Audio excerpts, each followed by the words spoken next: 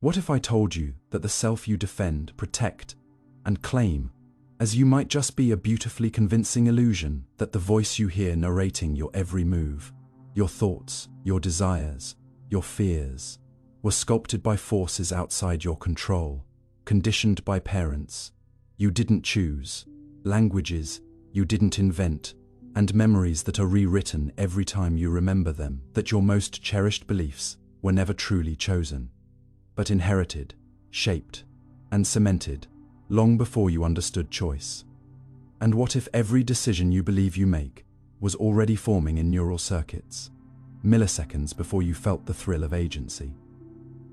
These aren't sci-fi speculations. These are unsettling facts, grounded in neuroscience, psychology, and quantum perception.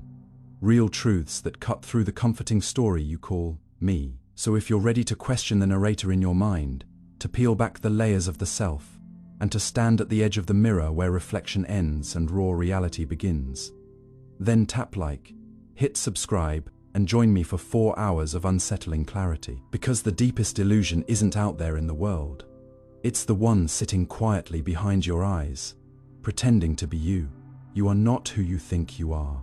The self is a mental construction.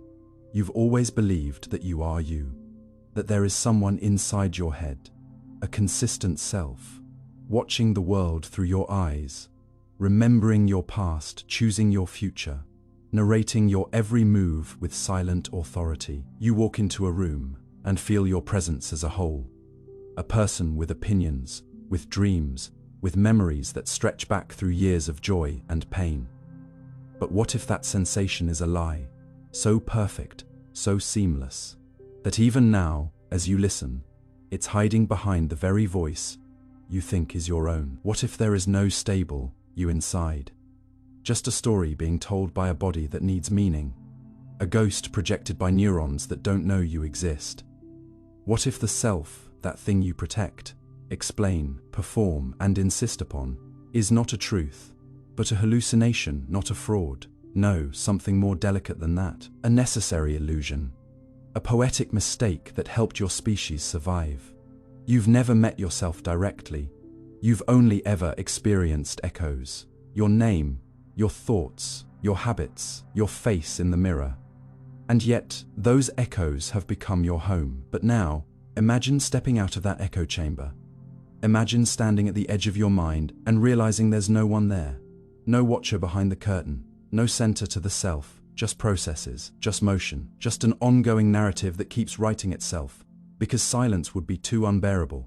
From the moment you were born, your brain began assembling patterns. Sensations became associations. Cries became strategies. Faces became familiarity. And somewhere along the way, it became useful to organize all this into a central idea. A self. Not because it was real, but because it was efficient. A shortcut. A label slapped onto 1,000 shifting parts. You think you're the driver of the car, but you're more like the road beneath it. Shaped, eroded, reformed every day. Thoughts emerge, not because you decided them, but because millions of neurons fired in chaotic harmony. You're not the conductor of the orchestra, you're the symphony itself, playing and forgetting each note as it passes, and that sense of someone being in there. That's the brain narrating what it already did, a moment too late. A story written in past tense. You are not your name. You are not your age. You are not your voice, your face, your likes, your fears, your timeline of events. You are a mental construction assembled for coherence. A character written into a plot. Your biology never explained to you. And yet, you cling to the role. Because letting go of the self feels like death. But what if it's actually freedom? Think about it. When you reflect on who you are, what comes up? A memory, a story, a label, a role. These aren't yourself. They are fragments. Snapshots frozen in the amber of language. You say, I'm shy, because you remember being shy once. You say, I'm bad at math, because you failed a test in 7th grade. But those statements are fossils, artifacts, outdated codes, trying to run in a world you've already changed. Your self is not static. It's streaming. You are not a photograph. You are a river, and the mind, terrified of ambiguity, builds a dam and calls it identity. It tells you you're this, not that. You're strong, but not soft. You're smart, but not artistic. You're independent, but not needy. But every time you declare what you are, you also declare what you're not. And that prison tightens. Because soon, you forget that you're capable of becoming anything else. You're no longer discovering yourself. You're maintaining a brand, a mask, and beneath it, the real you changes anyway. Without permission, you grow, you ache. You dream in directions that contradict who you said you were, but you silence those dreams to protect the illusion. There is no single place in your brain where you exist. Neuroscience has searched, hoping for a command center, a neural throne, but instead found a network, a decentralized patchwork of processes lighting up in patterns, each one contributing to what you call I, memory, attention, emotion, perception. They overlap, argue, blend, and break. You feel unified, but the biology is fragmented. You are not a captain steering the ship. You are the ship, and the storm, and the sea, and the sky watching it all. And when the self starts to crack, after trauma, after loss, in moments of awe or madness, you realize how thin the illusion was, how desperately the mind wants to patch it back together, because without a self who suffers, without a self who triumphs, without a self who is there to be loved. But here's the truth. The self is not required for love, or growth, or beauty. In fact, sometimes, the absence of self is what opens the door to all of it. When you stop clinging to who you think you are, you begin to feel what's actually there. Not the brand, not the mask. The raw pulse of awareness beneath it. Meditators talk about ego death. Psychonauts speak of boundary dissolution. But you don't need a monastery or a substance to taste it. You've already experienced it in moments of flow, when you're so immersed in a task that the narrator goes silent. When music moves through you without effort. When you hold someone's gaze and forget your name. In those moments, the self recedes. And yet, you feel more alive than ever, more present, more true. Because the self isn't where life happens. It's what life talks over. It's the static over the signal. And once you learn to see it, you start to hear something quieter beneath the noise, something ancient, something tender. The awareness that watches without needing to be anyone, that feels joy without needing to claim it, that suffers without wrapping it in narrative, that lives simply because it can. But what about your memories? Don't they prove self exists? Not quite. Because memory is not a vault, it's a rehearsal. Every time you recall something, your brain rewrites it, updates the narrative to fit the current version of you. Your past isn't a timeline. It's a storybook with torn pages and margins scribbled in fresh ink. And the main character they change in every chapter, sometimes subtly, sometimes drastically. You've said things you no longer believe, loved people you no longer know, feared things that no longer scare you, and yet you call it all me. But maybe me is just the string that ties the pearls of experience together, not the pearls themselves. And maybe that string was always a little frayed. And maybe that's okay. Because if the self is a construction, then it can be deconstructed and reconstructed. You are not bound to who you were. You are not sentenced to your patterns. You are not trapped in the persona you rehearsed so well. You can shift. You can evolve. You already are. Right now, even as you listen, your neurons are reshaping. Your chemistry is dancing. Your identity is being rewritten, and the parts of you that no longer serve, the fear, the shame, the rigidity, can dissolve if you let them. Not all at once, not with a bang, but gently, like the tide washing away the outline of a name drawn in sand. Let yourself be new. Let yourself be contradictory. Let yourself be a question instead of an answer. Because every time you say, I am, you also say, I am not. And that's a kind of violence. However subtle. What if you stopped declaring and started exploring? What if you were allowed to change your mind without guilt? What if you woke up tomorrow and chose to be someone softer, braver, stranger, wiser, without needing to explain it to the self you used to be? That is the power of seeing the self as a construction. It's not a dismissal, it's a liberation. Because once you stop clinging to the idea of who you are, you start noticing who you've become and who you could become next. So no, you are not who you think you are. You never were. But that's not a tragedy, it's a revelation. It means you're not finished, you're not fixed, you're not limited to the script someone handed you when you were young. You are not your trauma. You are not your resume. You are not your voice in someone else's memory. You are a field of potential, a living paradox, a poem that rewrites itself every time it is read. And the only thing more beautiful than knowing that is living like it's true. You experience the world through predictions, not reality. You believe you're awake, right now in this moment, listening to the world unfold as it is, experiencing it directly, purely, as if your senses were windows and the outside poured in unfiltered. But what if they're not windows at all? What if your eyes don't show you the world, but merely your brain's best guess about what might be out there?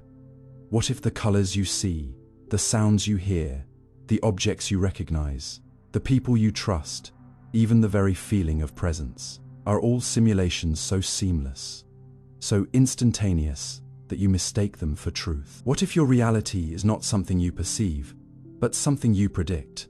And you've been doing it since the moment you opened your eyes for the first time, that chair across the room. It's not waiting to be seen. Your brain already guessed it was there before your gaze landed. That voice you recognize, you didn't hear it first. You anticipated it, then filled in the details. That familiar room you walk into every day. You don't see every detail anew. You resurrect a memory, superimpose it over partial input, and call it reality. Your life isn't unfolding in real time. It's being hallucinated on the fly, and the shocking part, you're astonishingly good at it. So good, in fact, that you don't notice. You live inside a controlled hallucination. Your brain's continuous, predictive rendering of a world it never touches, built from fragments of light and shadow, and history and hope. And the you inside it, the one narrating this story to yourself, is part of that simulation too, because your brain doesn't sit back and wait for sensory input. Like a passive receiver, it races ahead. It constantly simulates what should be seen, what ought to be heard, what must be felt. You don't perceive the world and then interpret it. You interpret the world and then perceive your own story. Your senses send only vague, noisy signals, a scatter of photons, a vibration in the air, a change in skin pressure. Those signals are too weak, too ambiguous, too late to form the vivid world you think you live in. So the brain does something radical. It fills in the gaps. It builds meaning before experience. It projects instead of detects. It guesses instead of sees. And when its guess is close enough to what's actually happening, you feel like you're perceiving reality, but you're not. You're experiencing an illusion that works well enough to keep you alive. A useful lie, a mental hallucination edited by feedback. You see what your brain expects to see, and then it tweaks the image if it must. You don't hear reality. You hear a version of it filtered through years of linguistic patterns, emotional context, and neural shortcuts. You don't feel the world as it is. You feel what your internal model says should be felt in this moment. Prediction first, perception second. Guessing always guessing. Updating only when the guess is wrong enough to notice. Take vision. When you open your eyes, you assume that sight floods in, raw and unfiltered. But it doesn't. Less than 10% of the neural signals involved in vision come from your retina. The remaining 90% are feedback loops, your brain imposing what it thinks you'll see. You're not observing the world, you're comparing it to your predictions. You're checking for surprises. When things match your expectations, you don't notice them. You barely register the familiar. But when something deviates, an unexpected movement, a flash of color, a voice out of place, that's when your attention spikes. Because prediction failed, and in that failure, You awaken, briefly, and then your brain adapts, rewrites, updates its model, and you slip back into the trance of assumption, of simulation. You never really see what's there. You see what your brain expected to be there until it was forced to reconsider. And by then, the moment has already passed. Your experience is always playing catch-up. But this doesn't just apply to sight, it's everywhere. The sound of your name spoken across a room cuts through noise, not because it's louder, but because your brain is trained to expect it. Pain can disappear when attention is diverted, because your prediction of injury loses relevance. Phantom limbs still ache because the brain hasn't updated its body map. You hallucinate movement in still images. You hear lyrics in meaningless noise. You see faces in clouds. You feel a phone vibrating in your pocket when it's not there. These aren't glitches. These are features of a predictive brain. They're reminders that your reality is inferred, not observed, estimated, not delivered. You live in a dream generated by neurons constantly predicting what comes next. And the more familiar your environment, the more confident those predictions become, until most of your life unfolds on autopilot. That's why you can drive home and forget the entire journey. Why you reread the same paragraph 5 times and realize you haven't absorbed a word. Why time compresses in routine and expands in novelty. When prediction is perfect, experience vanishes. You don't live through what you've expected. You skate over it. You blur it out. The brain says, nothing new here, move on. But when something breaks the pattern, an unfamiliar street, a strange conversation, a sudden shift in tone, your model stutters, and for a moment, you return. You become present, not because reality appeared, but because prediction failed. Presence is surprise. Consciousness is the error signal. You are awake only when you're wrong. But this predictive mind isn't just a passive survival tool. It shapes who you are. Your beliefs, your fears, your identity, all built on predictions. You expect people to respond a certain way, so you act accordingly. You expect failure, so you sabotage success. You expect love to fade, so you guard your heart. Every expectation filters what you perceive, edits what you remember, anticipates what you allow yourself to feel. Your reality becomes a prophecy. And the longer you live inside a particular model, I'm not good enough. They'll never understand. The world is dangerous. The more that model calcifies, you stop testing it, you stop noticing when it fails. You filter out all evidence to the contrary. And what you call your reality is just a long confirmed guess. But guesses can be changed. Predictions can be retrained. And in that realization lies a kind of freedom. Because once you understand that perception is prediction, you can begin to shape the predictions. You can feed the system new patterns. You can teach your brain that kindness is expected, that joy is possible, that safety exists. You can walk into a room and instead of scanning for threat, you can anticipate warmth. You can override the old model that says you don't belong here, with a new one that says you're allowed to take up space. And the brain, loyal servant that it is, will begin to adjust. It will hallucinate a better world. Not because the world changed, but because you did. And then, paradoxically, the world does change. Because people respond to the energy you project. Opportunities appear in the cracks of assumption. New experiences surface when you stop filtering them out. Your inner reality alters your outer one. This is not magical thinking. It's biology. Neuroplasticity means your brain rewires based on repeated experience. And imagined experience counts. Visualizing success, rehearsing calm, expecting connection. They all train your prediction engine. You become what you believe you will become. Not through force of will, but through prediction reinforced by attention. And attention is everything. Because what you expect to see, you will see. What you expect to feel, you will feel. Not because it's destiny, but because it's math, probability sculpted by focus. And when your focus is rigid, your world narrows. But when your focus is curious, your world expands. So the question is not, what is real? But what are you expecting? Because your expectations are painting the canvas. They're choosing the palette. They're filling in the blanks before your senses even arrive. And if you don't question them, you'll spend your life trapped in someone else's prediction. Your cultures, your childhoods, your traumas. But if you do question them, you can wake up.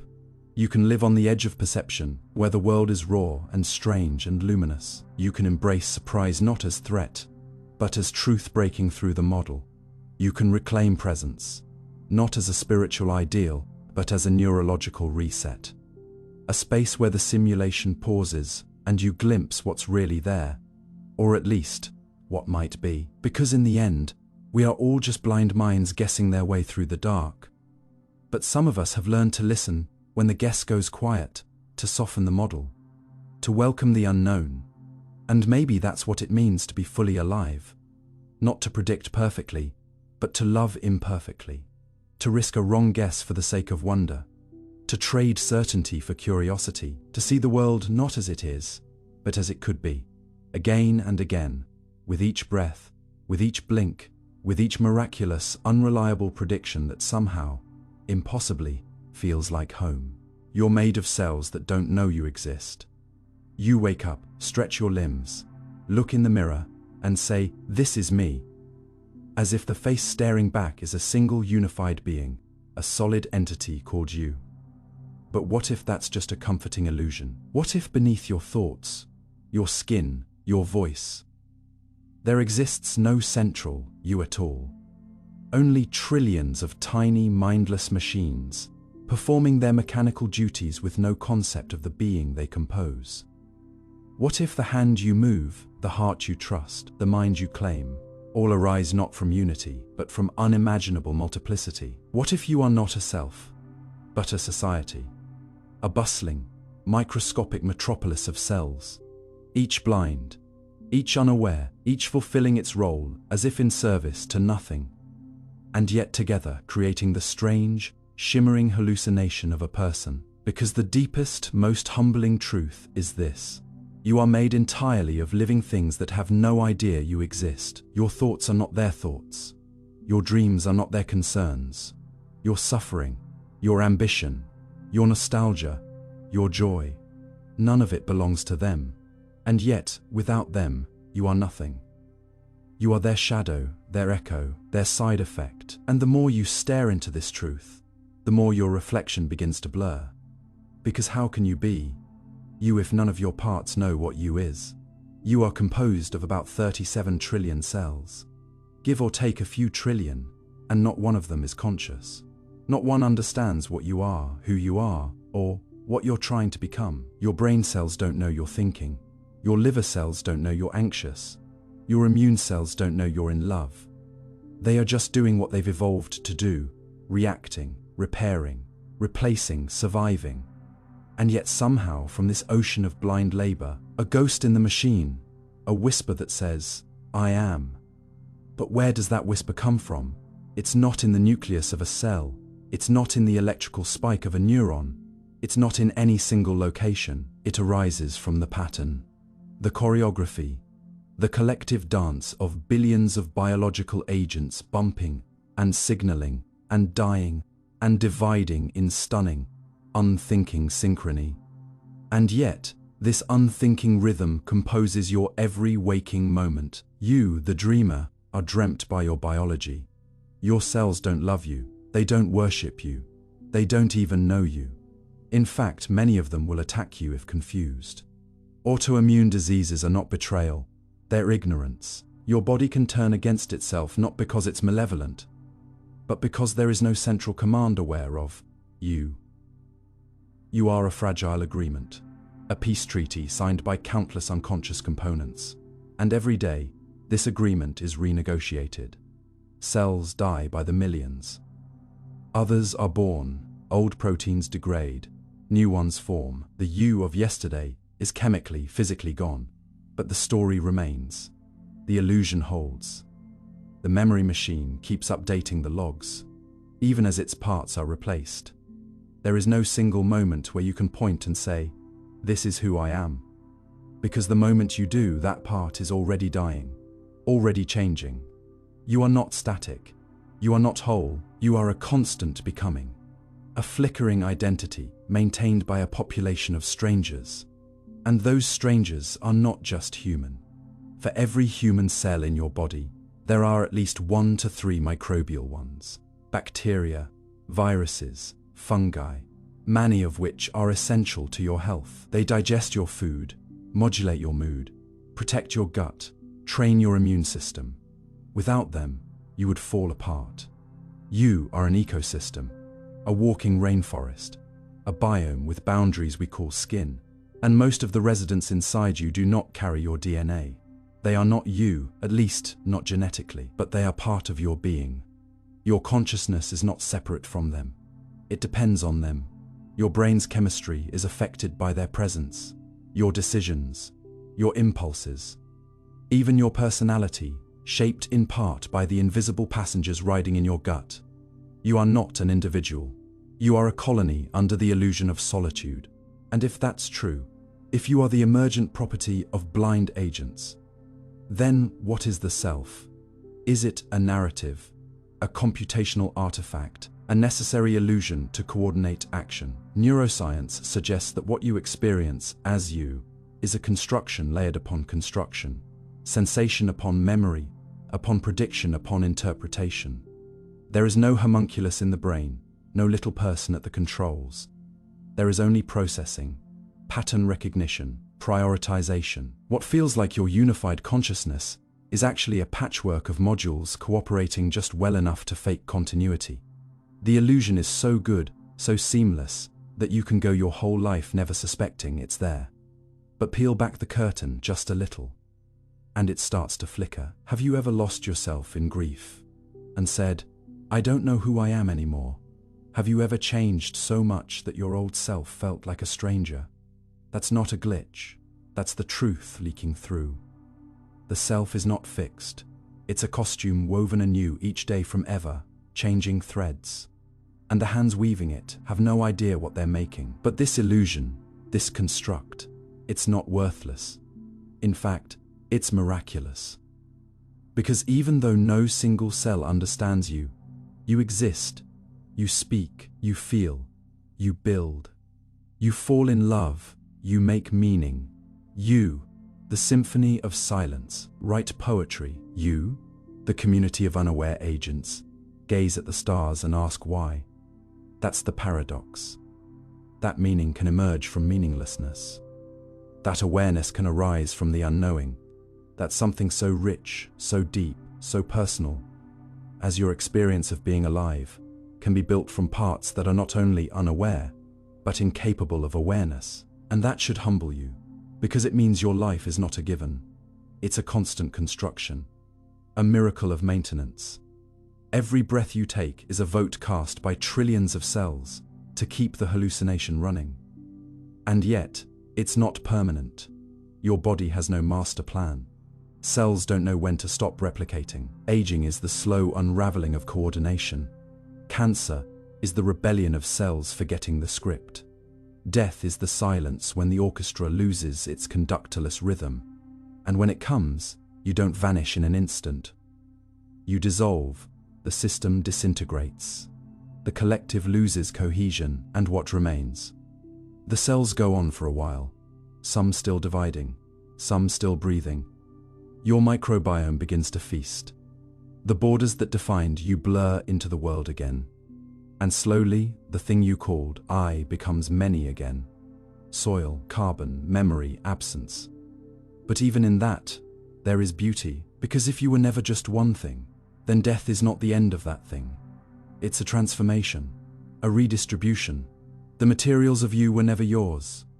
The atoms came from stars, the microbes from ancestors, the cells from split after split. After split, you are borrowed.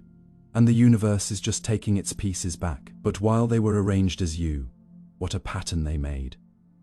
What a brief and beautiful hallucination.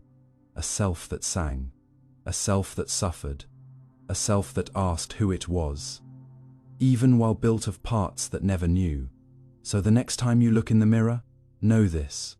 The reflection is real, but the person is an event. a phenomenon, a process always in motion. You are not made of knowing parts.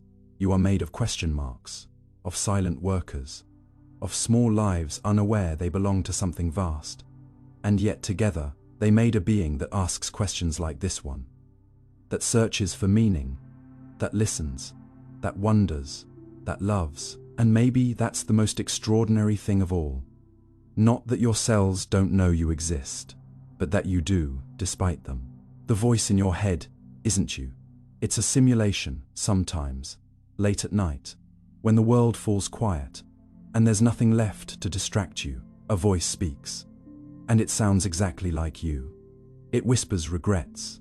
It replays arguments. It predicts failure. It narrates your every move, like a shadow clinging to thought. It calls itself your conscience, your memory, your identity, your truth. But what if that voice isn't you at all? What if it's a brilliant impersonation, so precise, so familiar, so constant, that you never think to question it? What if the narrator in your head, the one that speaks in your language, feels your emotions, calls itself I, is just a simulation, a mental puppet generated by a pattern, matching machine built to protect, predict, and persuade? You assume you're the one doing the talking in your mind. But what if you're only listening? What if the thoughts you think are not authored by you, but delivered to you? And what if the very sense of being a thinker is part of the illusion? Part of a layered trick designed by evolution not to reflect reality, but to organize survival. You aren't the voice. You're the space the voice echoes through. You aren't the story. You're the silence that watches the story unfold. From the moment you began to acquire language, your brain learned something profound, that reality could be modeled, rehearsed, translated into words. And somewhere between learning how to speak and learning who you were, your mind stitched together a voice, an internal narrator, to help track the world's chaos. It remembers the rules. It replays the past. It predicts what might go wrong. But it also invents meaning where there is none. It adds judgment to feelings. It labels every moment. It tells you what to fear, what to want, what to avoid. It pretends to be you because a unified self makes the world easier to navigate. The truth, though, is messier. That voice is a simulation, an ongoing predictive process that keeps updating based on old memories and emotional habits. It is not a truth teller. It is a pattern machine. It loops. It mimics. It parrots things you heard from parents, teachers, strangers on the street, people who hurt you, people who praised you, television scripts, passing remarks, childhood echoes. You've mistaken its fluency for wisdom. You've called its familiarity me, but it never was. It's just a well-trained echo, and sometimes that echo lies. The voice in your head doesn't always speak kindly. Sometimes it berates you for things no one else remembers. Sometimes it questions your worth when you are doing fine. Sometimes it says you're too much, or not enough, or just wrong in a way you can't quite fix. And you believe it, not because it's true, but because it's inside. You've built your identity on its running commentary. But here's what your brain never told you. That voice doesn't come from a self. It comes from a system, a simulation loop running in your prefrontal cortex, drawing from memory, emotion, language, prediction, all layered in algorithms of assumption. It's not a soul whispering to you. It's software. It's not the real-time wisdom of your essence. It's a feedback loop, hardened by repetition. And when left unexamined, it becomes your master. You'll call it instinct. You'll call it intuition. But really, it's habit pretending to be truth. This becomes clearer when you examine how inconsistent that voice is. One day it tells you to be bold. The next it shames you for standing out. It can talk you into risks and then punish you for the outcome. It can turn desire into guilt, hope into anxiety, confidence into fear. It flips sides mid-sentence. It rehearses conversations that never happened and imagines judgments that never came. And still, you obey it, because its tone feels familiar, because it knows your weak spots, because it uses your name. But if it were truly you, it wouldn't sound so contradictory. It wouldn't attack you when you're already down. It wouldn't revive pain you've long outgrown. No, something else is happening. The voice is trying to help. But using outdated maps, it's protecting a version of you that no longer exists. It's the child still afraid of being rejected, the teenager trying to fit in, the adult carrying scars from voices that weren't yours. It doesn't know you've grown. It doesn't know you've changed because you haven't told it. You've just assumed it would update itself. But simulations don't evolve unless interrupted. They run their code until it breaks. And maybe you've noticed. Sometimes, in moments of deep presence, the voice quiets. When you're absorbed in creating something, or listening intently, or watching the sun vanish behind a mountain, the narration dims, you stop labeling, you stop editing, you just are. And the silence feels like relief. Why? Because in that stillness, you remember what it's like to exist without commentary. You remember that experience doesn't need a narrator to be real, that awareness precedes thought, that you are the field in which the voice appears, not the voice itself. This is why meditation isn't about becoming peaceful. It's about noticing the chatter, watching it without merging with it, realizing that the voice is not the center, it's the content. And content is not identity. Identity is what watches. But don't get this wrong. The voice isn't evil. It's not your enemy. It's a tool. One your brain created to simulate outcomes, to narrate danger, to build cohesion from chaos. It helped your ancestors avoid threats. It helps you prepare for tomorrow. The problem isn't that it speaks. The problem is that you believe everything it says, especially when it hurts, especially when it limits you, especially when it repeats the old scripts handed to you by trauma, rejection, failure, fear, scripts that no longer match who you are, that never did. And so the real challenge is not to silence the voice, but to notice it, to question it, to speak back, to rewrite its assumptions. When it says, "You always mess things up," you say, "That's not true anymore." When it says, "They won't like you," you ask, "Who is they?" When it says, "This is hopeless," you say, "Or maybe it's just unfamiliar." You reclaim authorship by refusing to accept automatic narration. Over time, the voice will change. It learns, it adapts. It's built on feedback. After all, the more you disrupt its loops, the more it updates. The more you feed it with self-compassion, curiosity, truth, the more it reflects those things. You don't destroy the simulation. You tune it. You evolve it. You turn it from a tyrant into a partner, from a judge into an ally. But to do that, you have to stop mistaking it for yourself. You have to catch it in the act, when it shames you in the shower, when it second guesses your joy, when it tells you to shrink. You say, "I hear you, but I'm not you." And in that moment, something ancient breaks open. A distance forms, a new witness appears. The real you, the one that has always been quietly observing, patiently waiting to be seen. Because there is a deeper self beneath the voice. The one who notices the voice, feels its patterns, and chooses anyway. That self is not made of language. It doesn't need to explain itself. It is present. It is spacious. It doesn't speak. It listens. It doesn't argue. It watches. And when you learn to rest there, in that silent awareness, the voice loses its grip. Not because it stops speaking, but because it stops being your master. You begin to live from the witness, not the simulation. You begin to hear thoughts as weather, not prophecy. And slowly, a new relationship forms, not between you and your thoughts, but between awareness and content, between presence and noise, between truth and interpretation. And maybe that's the real liberation.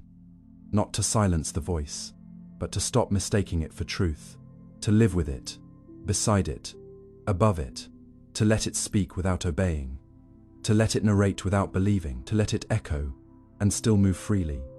Because the voice in your head is not you. It never was. It's a simulation built from echoes. But you are the space it echoes through, the clarity beneath the noise, the stillness beneath the story. And once you learn to rest in that place, you'll never be captive again. You'll still hear the voice, but you'll no longer confuse it with your own. Your brain makes decisions before you do. There's a moment you think you're in control. A tiny flicker in time when you feel like the author of your own choice, the decider of your next move, the sovereign of your body and mind. You imagine you're standing at a fork in the road, calmly weighing options, choosing deliberately, consciously. But what if that moment is just a trick of the light? What if, by the time you become aware of your choice, your brain has already made it? Not just started to, but finished. What if your conscious yes or no is nothing more than a delayed headline, reporting on a decision that's already been signed, sealed, and delivered deep within your neural circuits?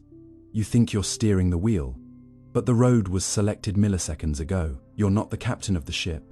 You're the radio announcer describing the direction after it's already turned. This isn't science fiction, it's neuroscience, and it upends everything you believe about agency, responsibility, and the meaning of being you. Back in the 1980s, a scientist named Benjamin Libet shocked the world with an experiment that changed the way we think about free will. He asked participants to perform a simple task, flex their wrist whenever they felt like it. But while they did, he measured the electrical activity in their brain. What he discovered was jarring. Long before participants reported the conscious urge to move, by roughly 350 milliseconds, their brain was already preparing the motion. Something deep inside had made the decision before they had. And what's even stranger is that this preparatory signal, known as the readiness potential, wasn't subtle. It was strong, consistent, measurable. It suggested a reality in which the conscious self, the part that says, "I decided," wasn't calling the shots. It was just witnessing them. And as neuroscience advanced, more studies confirmed the same unsettling truth. Decisions are initiated in the unconscious, emerge from patterns of prediction and prior conditioning, and only afterward do they rise into awareness, where we pretend they were born. Think about how that feels. You wake up in the morning and decide to drink coffee. But maybe your brain had already chosen before you thought, "I want coffee." Maybe it knew from years of habit, from the scent in the air, from the cortisol drop in your system. Maybe it pushed that desire into consciousness just in time for you to feel like it was your idea. Multiply that by thousands of moments each day. What to wear, what to say, whether to trust someone, whether to eat, sleep, work, quit, speak up, walk away. All those micro choices might not be as free as they seem. They may be shaped by prior networks, by reward prediction loops, by dopamine traces and fear circuits, by the silent orchestra of subconscious machinery. And you, the thinker, the feeler, the narrator, you might just be the last to know. Even if your brain makes the decision first, you can still veto it. Libet noticed that people could stop an action they were about to perform, even after the readiness signal had begun. He called it the free won't, the power to cancel a decision, if not to initiate it. But even this veto might come from layers beneath your awareness. Later studies showed that the brain even prepares the cancellation before you feel like you changed your mind. So who, or what, is doing the deciding? Is there a self beneath the brain, or is the self simply a model the brain creates to organize its impulses? When you say "I've decided," is that a reflection, or just a reconstruction? Modern neuroscience points us toward a provocative idea. The conscious mind is less a command center and more a storyteller. It doesn't initiate, it narrates, it explains, it interprets. After the brain has already begun to act, the conscious mind retrofits a reason, it backdates the credit. And because this narration feels so convincing, you rarely suspect it's theater. But the truth is, your brain is making decisions all the time without asking permission. From when to blink, to how you feel about a stranger, to whether a joke is funny, to how safe you feel in a room. These micro decisions shape your mood, your judgments, your trajectory, and most of them happen beneath the surface, in milliseconds, invisible. Your awareness trails behind like a spotlight, illuminating a stage play already in motion. So where does that leave you? Are you just a puppet, a passive observer in your own life? Not quite. The key is not to panic, but to understand. The brain is an anticipatory organ. Its job is to predict what's next based on what's been. It uses prior data, memories, experiences, patterns to generate a best guess about the world and what you should do. This guess manifests as impulses, inclinations, gut feelings. And then your conscious mind catches up, wraps a story around it, and calls it intention. But you can train this system. You can shape the data it pulls from. You can rewire its predictions. You can slow things down. You can create space. You can learn to watch the impulse before you act on it. You can question the story after it arises. In doing so, you create a new kind of freedom. Not freedom from cause and effect, but freedom within it. The freedom to respond instead of react. To redirect the path instead of riding it blindly. When you feel a sudden desire, a flash of anger, an urge to run or speak or hide, you can pause. You can ask, where is this coming from? Is this me or a pattern? Is this wisdom or fear? Is this a signal from my history or a step toward my future? That moment of pause, of reflective witnessing, is not a cancellation of unconscious decision-making. It's an evolution of it. It's the brain learning to predict not just based on survival, but on self-awareness, on values, on goals, on compassion. And each time you do it, the simulation updates, the model grows richer, the storyteller becomes more honest. The you behind the scenes begins to influence the script, not just follow it. And so, while it may be true that your brain makes decisions before you do, it's also true that you can become the architect of the brain that decides. Through mindfulness, reflection, habit change, and deep internal inquiry, you can sculpt the conditions that shape those unconscious choices. You can nudge the needle. You can add friction to harmful impulses and momentum to healthy ones. You can become the curator of your inputs, the music you hear, the people you trust, the language you speak to yourself.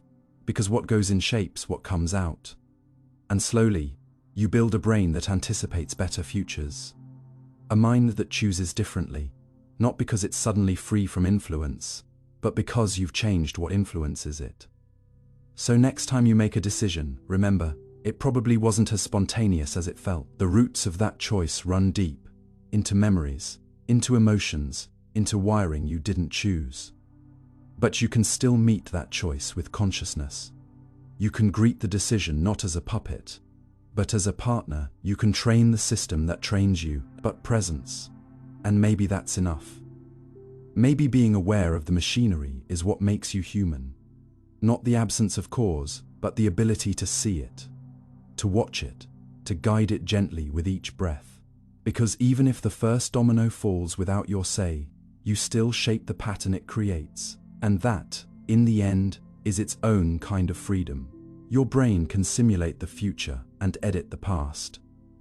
You often imagine memory as a library, shelves neatly stacked with books, labeled by year, chaptered by moment, and locked in place, once the ink of experience has dried.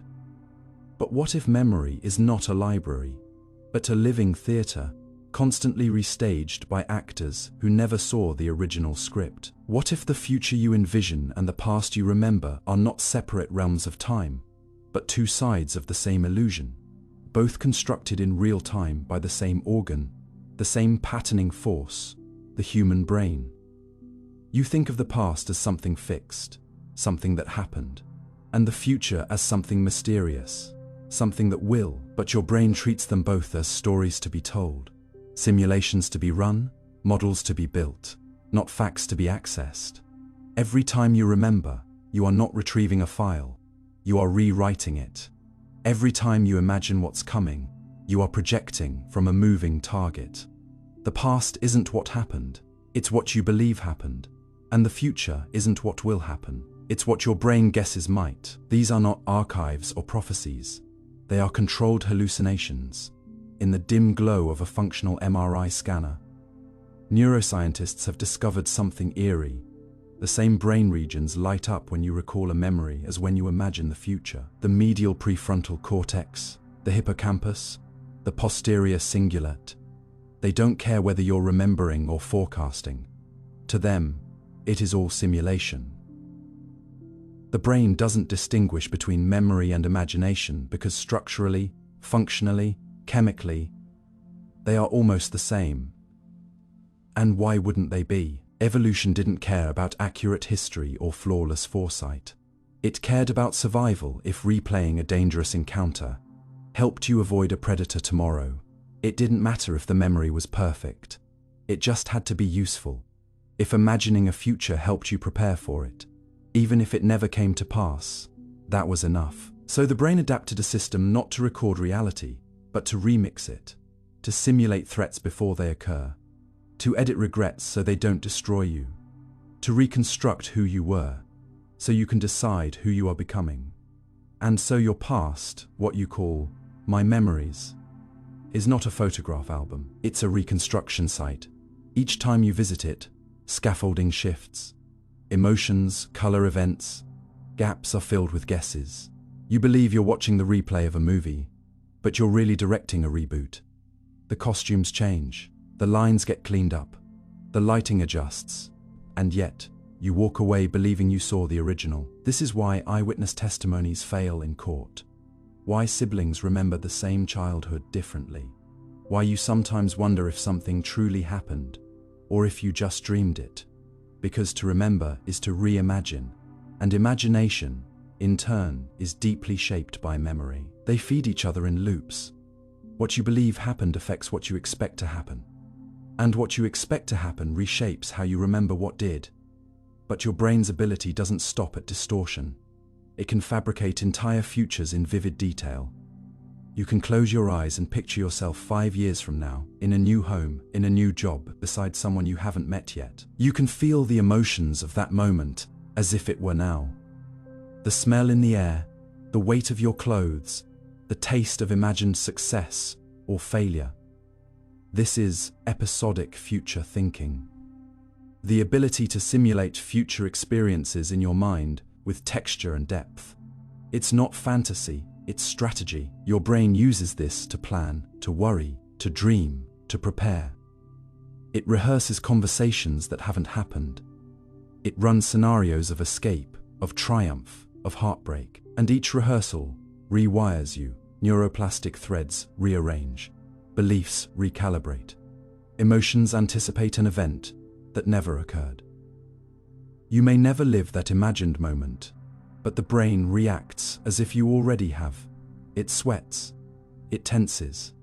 It releases cortisol or dopamine, depending on the script. Your biology responds to fiction as if it were fact. That's why anxiety hurts. It is your brain simulating the worst possible future, looping it until your body thinks it's real. That's why nostalgia feels warm. It is your brain polishing old simulations, deleting the edges, adding golden light. That's why trauma lingers.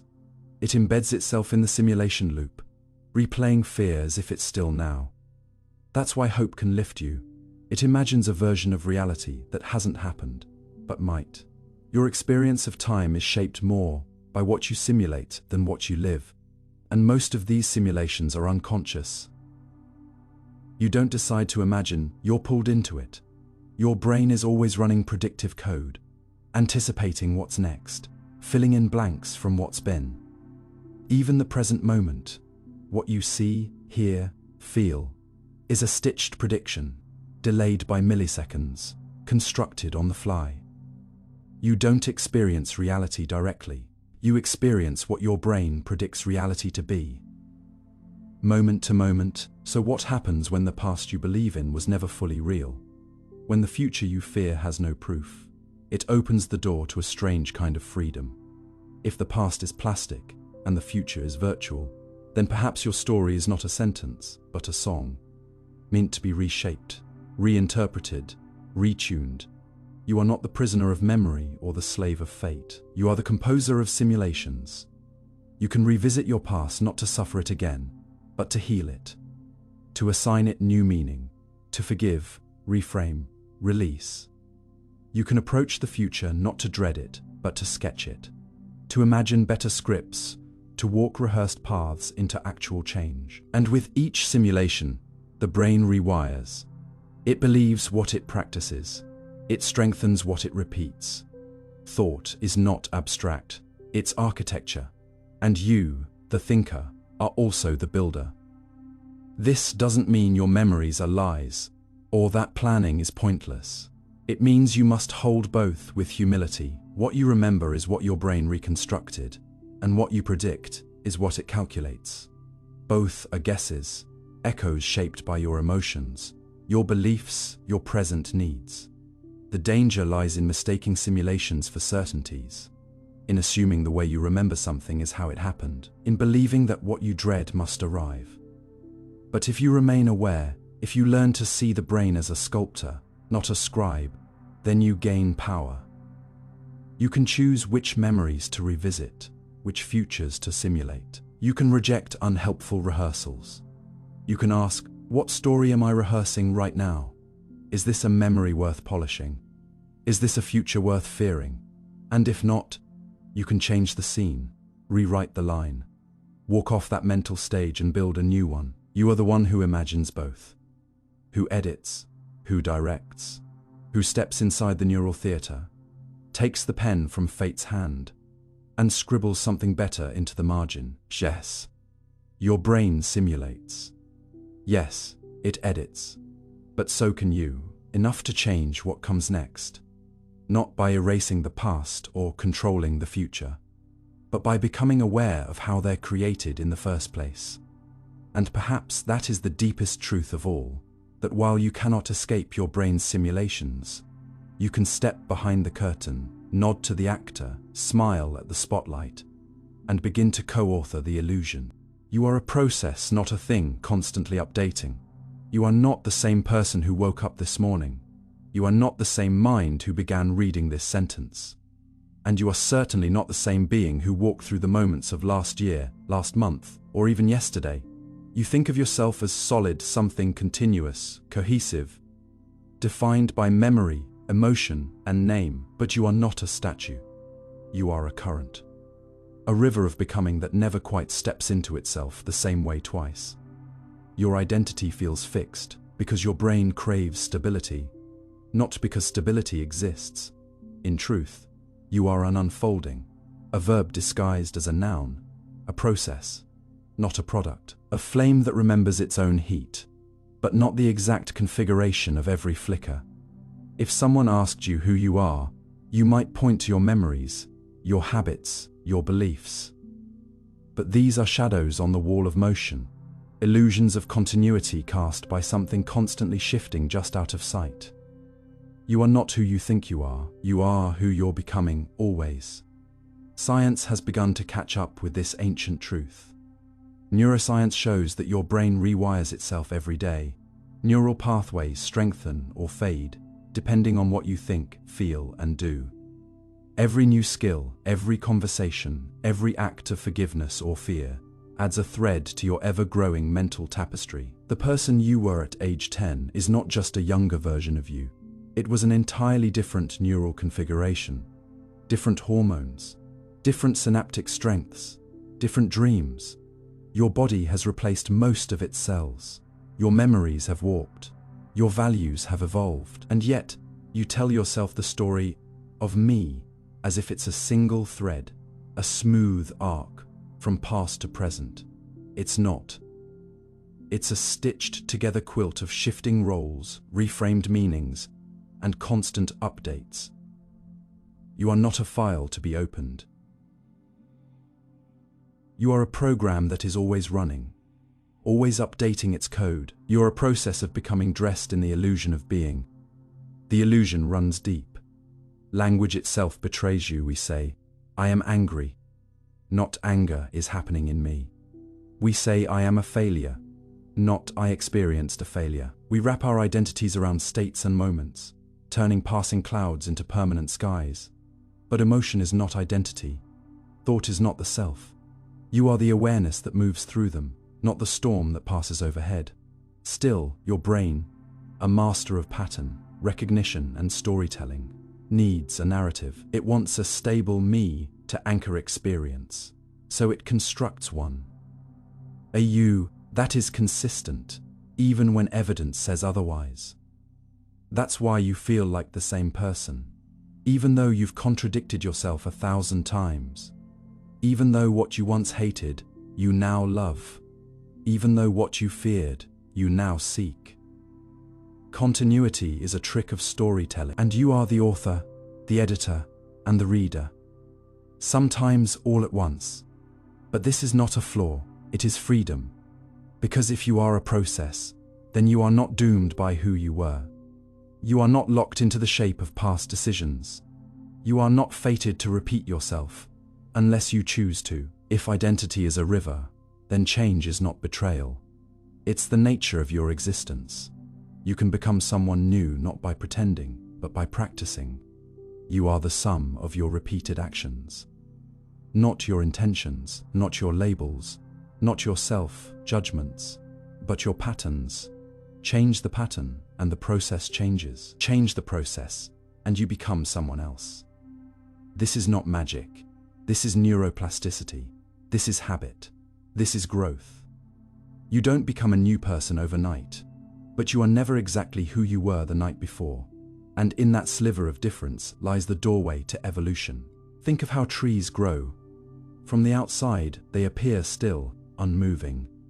But beneath the bark, life pulses, cells divide, water rises, light is converted. Slowly, the trunk thickens, the rings inside multiply, the leaves that fell last autumn are gone. But the tree remains. It remembers only through growth. You are the same. From the outside, people might say, you haven't changed. But inside, your thoughts have drifted. Your pain has shifted shape. Your hopes have expanded or retreated. You have let go of things. You have picked up new weights. You've dreamed things you've never told anyone, and all of that movement, all of that quiet, invisible becoming, that is you, not the outer bark of presentation, but the fluid, dynamic inner life that is always adjusting, healing, stretching, shrinking. You are a living process of layered metamorphosis. And what of memory? It too deceives you. It edits. It fades. It reshapes itself around who you believe you are now. You remember childhood not as it was, but as it fits your current understanding of yourself. You remember pain not as it happened, but as your present mood colors it. Your brain isn't a recording device. It's a meaning-making machine, and the meaning changes as you do. Which means the past, too, is a process. You keep becoming, even in hindsight. The you that suffered a heartbreak is not the you who remembers it now. The version of you that doubted everything at age 17 is not the same one who sees those doubts through the lens of survival and growth. You are not just changing forward, you are also changing backward, editing your own myths as you mature. It's not deception, it's reinterpretation. It's how you stay whole, while everything around you and within you shifts. This realization is both unsettling and empowering. Unsettling, because it challenges the notion of a solid core self. Empowering, because it means your identity is malleable. If you can change, then nothing is final. No failure defines you. No label imprisons you. No narrative must be obeyed unless you choose it again. You are allowed to revise the character you're playing. You are allowed to walk off the stage mid-scene and write a new act.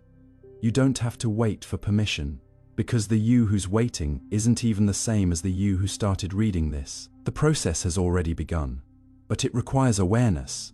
To live as a process is to live awake, to observe your own unfolding, to notice the automatic scripts and gently rewrite them, to ask, not who am I, but what am I becoming? That question unlocks the present. It shifts you from identity to trajectory. From fixation to flow, you become less interested in defending who you've been and more curious about where you're headed, less obsessed with consistency, more open to transformation. You are not a brand. You are not a Rafake Sum Faye. You are not a single photograph on a social profile.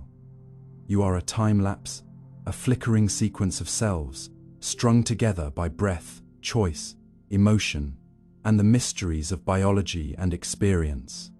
So take this moment, not as proof of who you are, but as evidence of what you're in the midst of becoming. You are still updating, still learning, still shifting shape in ways that no mirror can fully reflect.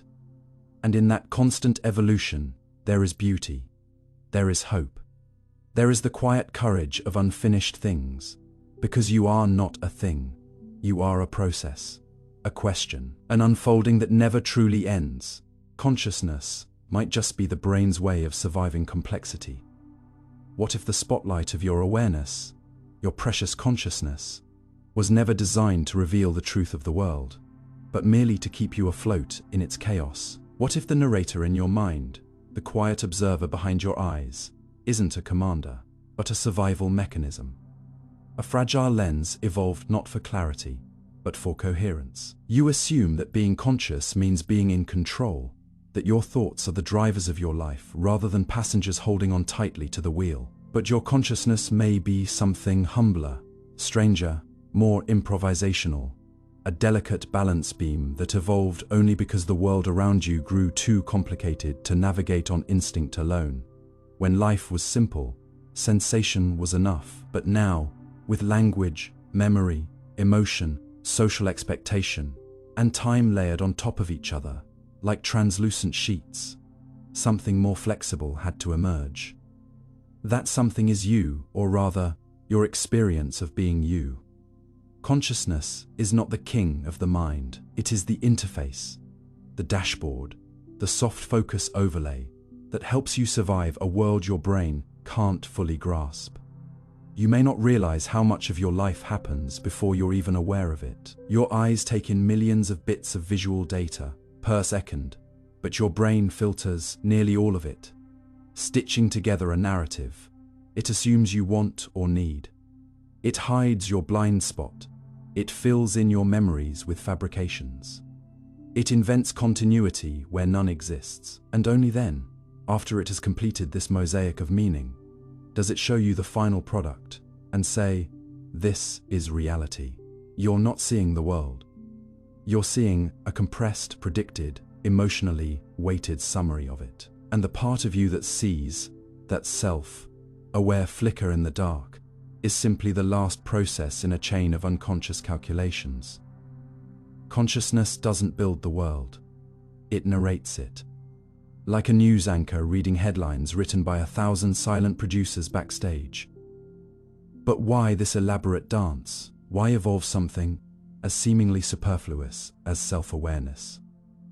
The answer may be that the world became too complex not to when organisms began interacting, not just with their environment, but with each other, when deception, cooperation, memory, planning, and abstraction became essential. Simple reflexes weren't enough. You needed to simulate possibilities to model outcomes, to remember betrayals and imagine forgiveness, to weigh futures that hadn't happened yet. And so, your brain built a space to hold all of this, a stage of thought where actors called emotions, memories, and intentions could perform for an audience that thinks it's in charge. But in truth, you are the show. You are not the director of consciousness. You are its emergent illusion, a necessary trick to help a biological machine navigate a world far too nuanced. For instinct alone, this isn't to say you aren't real, but you are not what you thought. Consciousness is not a light bulb, it's a flame. Flickering, contextual, dependent on oxygen, fuel, wind, and attention. Some animals possess it briefly, only in danger. Others, like us, sustain it because our complexity demands it. Your sense of self is a real experience, but it may be no more the center of control than the shadow of your body is in charge of your movement. Instead, consciousness might be the afterglow of countless neural firings, the echo of computation rather than its source. This means you're not driving the ship of your life. You're riding it, sometimes steering, but more often interpreting what's already happened, telling yourself you meant to go that way. And here lies the paradox. Consciousness gives you the illusion of unity, of consistency, of a coherent self with agency. and that illusion is vital. Without it, your sense of identity would crumble under the weight of contradiction. You wouldn't be able to plan, to trust, to remember who you are from one moment to the next. So your brain gifts you a stable window, a constructed narrative that says, "This is me," not because it's true, but because it helps you survive. Coherence is a coping mechanism, not clarity, and complexity is its mother. The more complicated the world becomes, the more refined your awareness must be to navigate it. But no matter how sharp your consciousness becomes, it is still a map, not the terrain, a survival tool, not a mirror. Consider how often your mind deceives you. Optical illusions, false memories, the certainty you felt in a dream that crumbled upon waking. These are not glitches. They are symptoms of a system designed not to know the truth, but to function in spite of uncertainty. Your attention filters most of reality to keep you from drowning in sensory data. Your emotions hijack your perception to push you toward action. Even your sense of time, the feeling of a flowing now, is a construction layered onto events that your brain has already processed. You are always a few milliseconds behind reality, always grasping at echoes, and yet you feel centered, whole, present. Because your consciousness is the story that stitches delay into presence. It doesn't show you reality. It gives you a version of it that you can handle. Think of your mind as a house with thousands of rooms, most of them locked. Your consciousness is a flickering lantern, walking down one hallway at a time, illuminating what's in front of it, while the rest remains in shadow. You can't enter every room, you can't light up every corner, but the lantern keeps you moving. It gives you just enough light to avoid falling. That's its purpose. Not to show you everything, but to show you enough to survive, enough to adapt, enough to connect with others, who also carry their own fragile lanterns through their own endlessly complex mansions of mind. This perspective doesn't diminish you. It liberates you. If your consciousness is not in control, then you are not to blame for every intrusive thought, every emotional wave, every irrational fear. These are not signs of failure. They are byproducts of a system doing its best to survive complexity, an understanding that can bring compassion for yourself and others. It can remind you that the people you meet are not just personalities, but intricate systems balancing chaos with perception, trying to stay afloat in storms you'll never see. So what does this mean for how you live?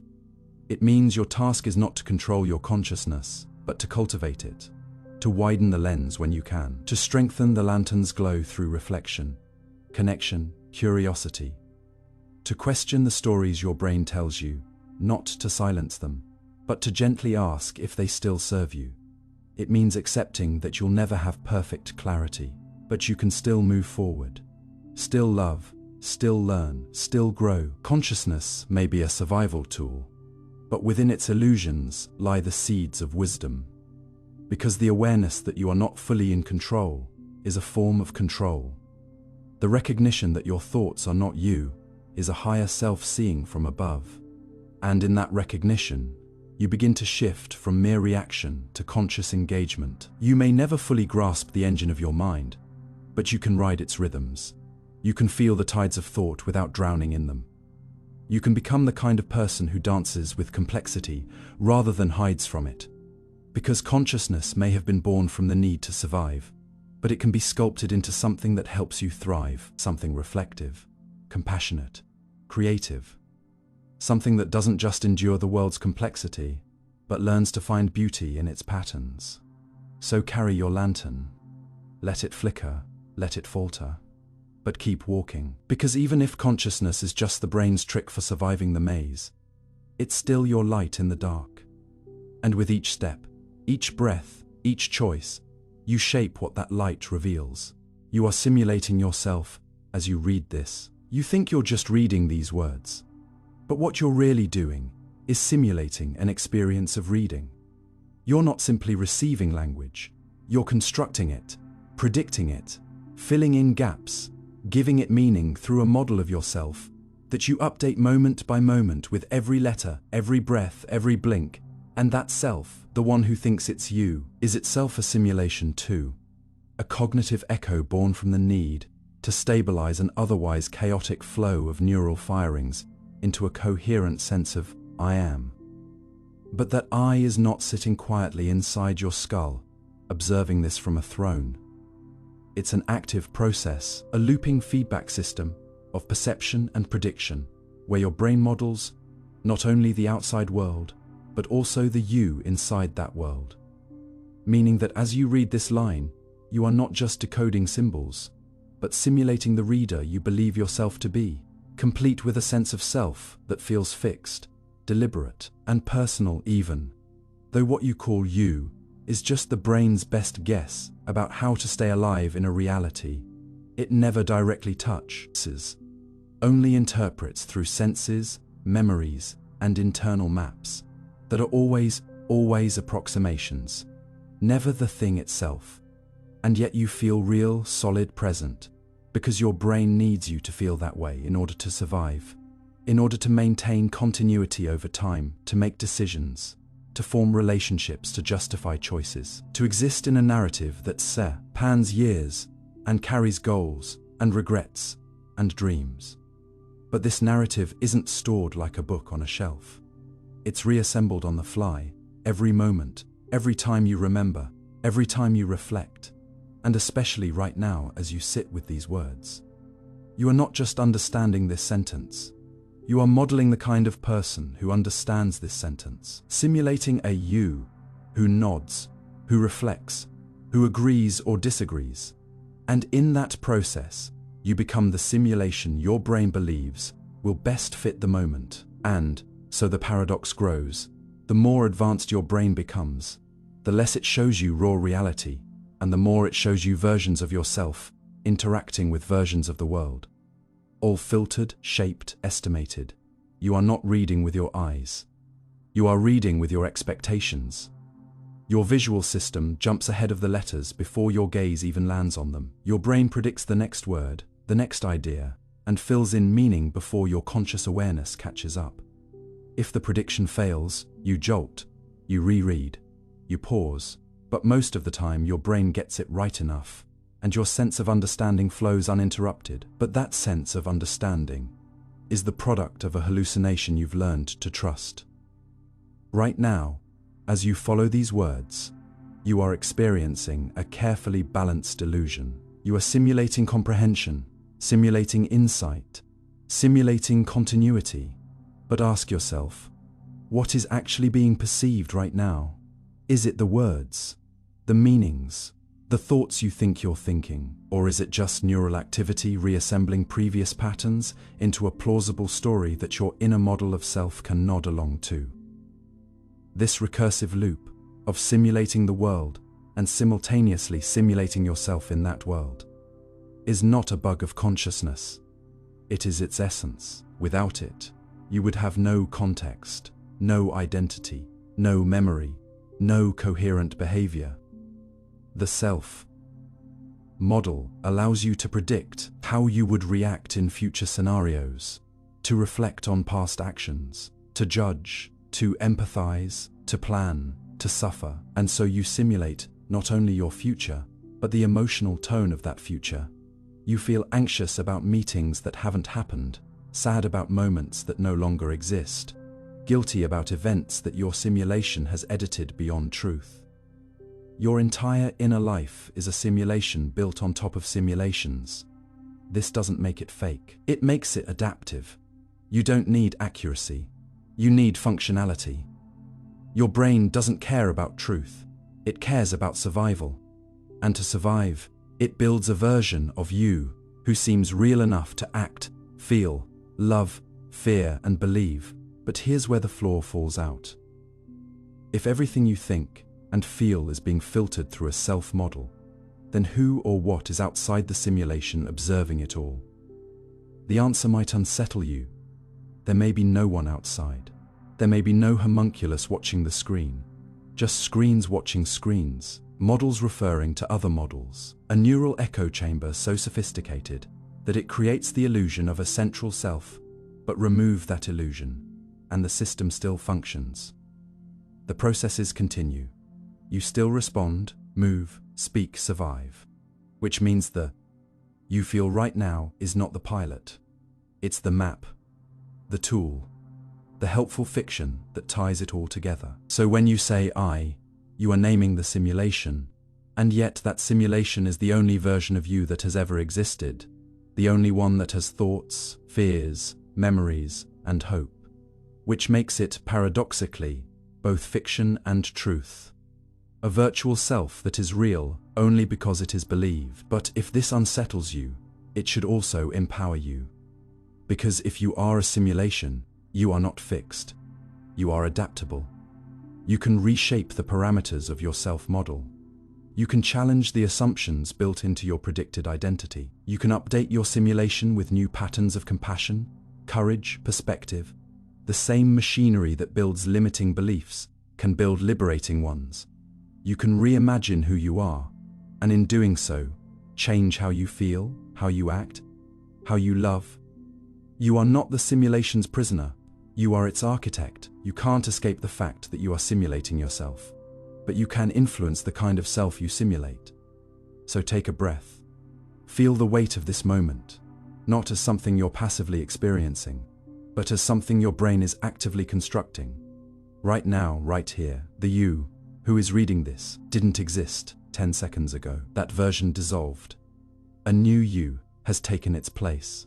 One word later, one heartbeat later, one thought deeper. And that's the magic. Every thought you think reshapes the thinker. Every sentence you read rewrites the reader. There is no you apart from this dance. There is only simulation, awareness of simulation, and the unfolding beauty of knowing you're not just in the dream, you're shaping it. You can't know if anyone else is conscious. You look someone in the eyes. Maybe someone you love, maybe someone you've only just met, and you think, I know there's someone in there. You see their face wrinkle with emotion. Hear the cadence of their voice rise and fall with meaning. Watch their gaze drift as if tethered to a thought you cannot see. And still, no matter how intimately you know them, no matter how deeply you care, you can never cross the bridge into their inner world. You can never truly know if they are conscious or just behaving as though they are. And that's the haunting paradox. You believe other people are sentient like you, but that belief has no absolute proof. It's an assumption, a necessary leap your brain takes to preserve the social fabric of your reality. You treat others as if they feel pain like you do, think thoughts like you do, dream and doubt and love like you do. But those are reflections in a mirror you cannot touch. You are forever locked inside your own first-person view, your own subjective awareness, your own stream of experience.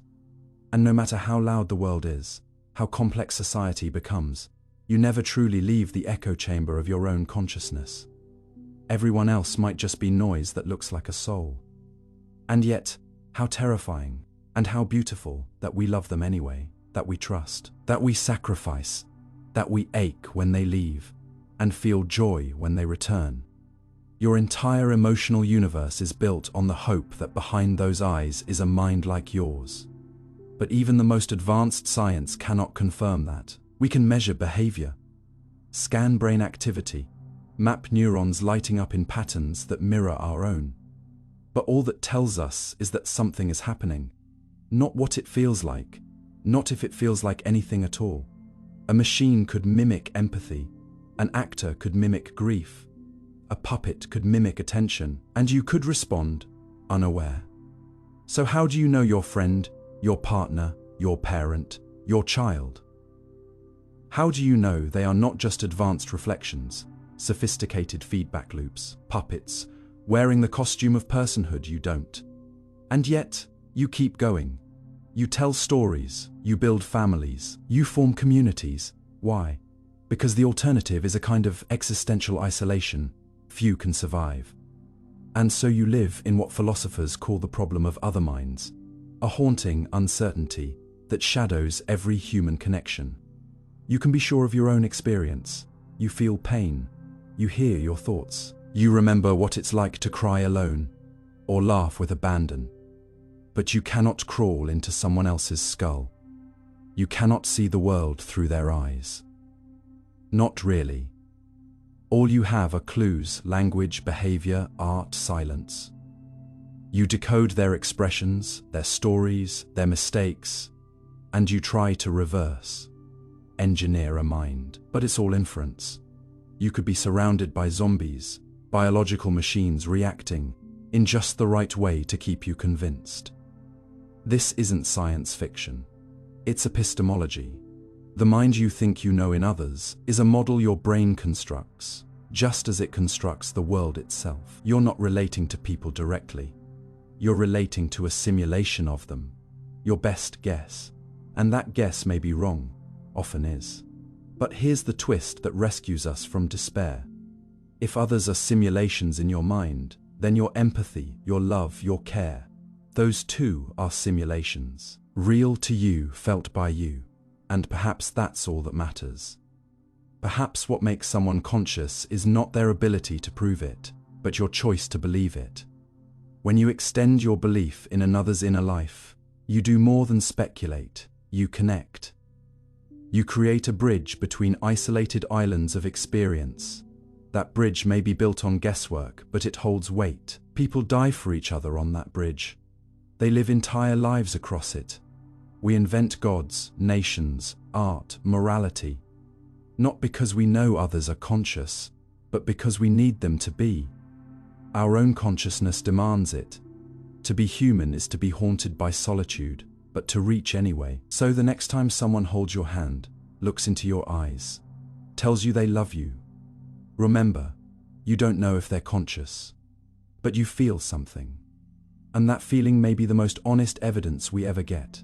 In a world of unknowable minds, perhaps the only truth is the courage to believe. There is no single place in the brain where you exist.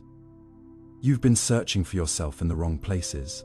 Behind your eyes, inside your skull, within the silence of your thoughts, as if there were a tiny you curled up in some corner of your brain, pulling levers and making decisions like a puppeteer cloaked in neurons. But what if I told you that such a place doesn't exist? That no matter how deep you go, no matter how advanced our brain scans become, we never find a center, a seat, a throne where you reside, because there isn't one. Not in the way you expect. You are not a singular point. You are not a glowing orb sitting in the prefrontal cortex, observing reality through your senses. You are a process, a phenomenon, a ripple of electrical storms and chemical dances scattered across a billion neurons that never all meet in one room. You are more like a song than a singer, more like a pattern than a presence, something that emerges when the right instruments are played in the right order at the right time. You exist not because of a place, but because of a pattern repeated so complexly that it feels like a person. But strip away the music, and there's no ghost hiding in the orchestra. Think about it. When a surgeon opens a brain, they can see structures responsible for vision, for speech, for emotion, for memory, but they never stumble upon the self. There's no folder labeled you. Instead, everything that feels central, your preferences, your values, your regrets and hopes and secrets, are spread like echoes through vast regions that operate together, but never collapse into a single spot. Consciousness isn't stored, it's performed. And just like a symphony can't be reduced to one violin, the mind cannot be reduced to one neuron or one region.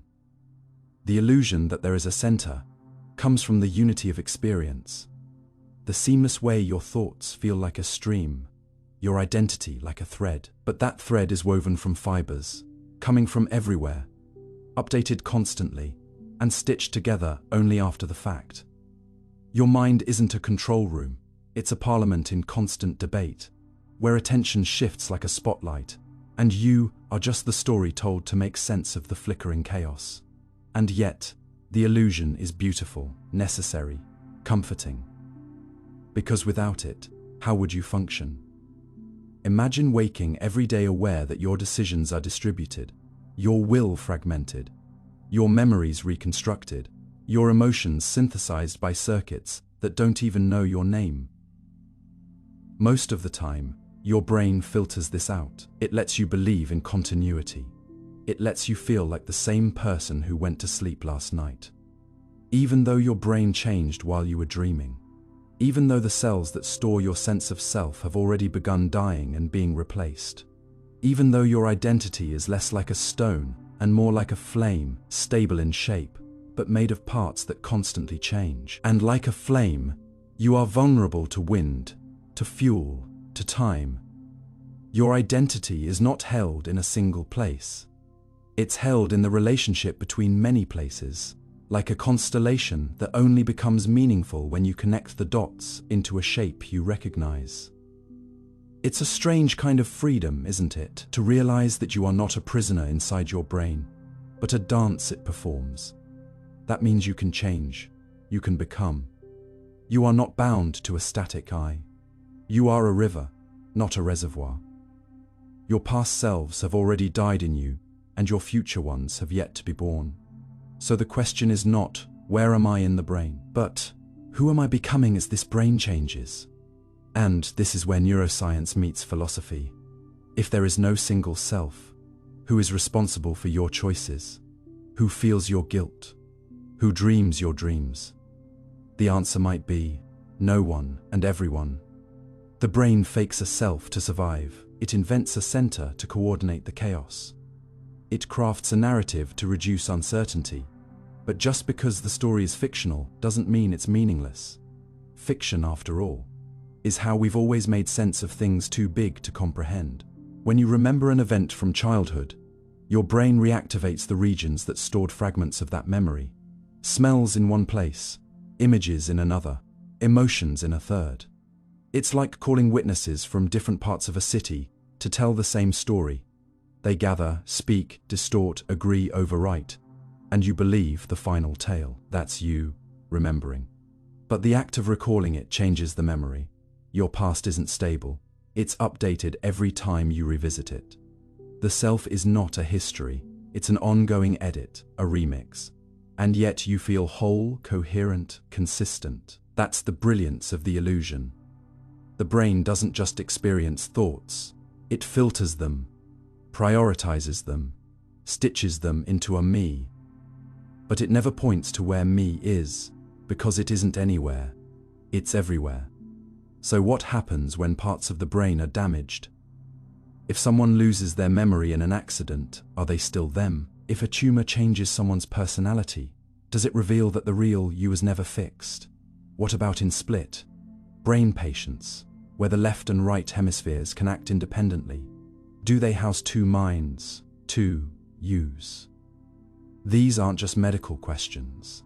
They're existential ones, because they show that the self is not a thing, but a relation, a web of dependencies, an agreement between processes that normally cooperate.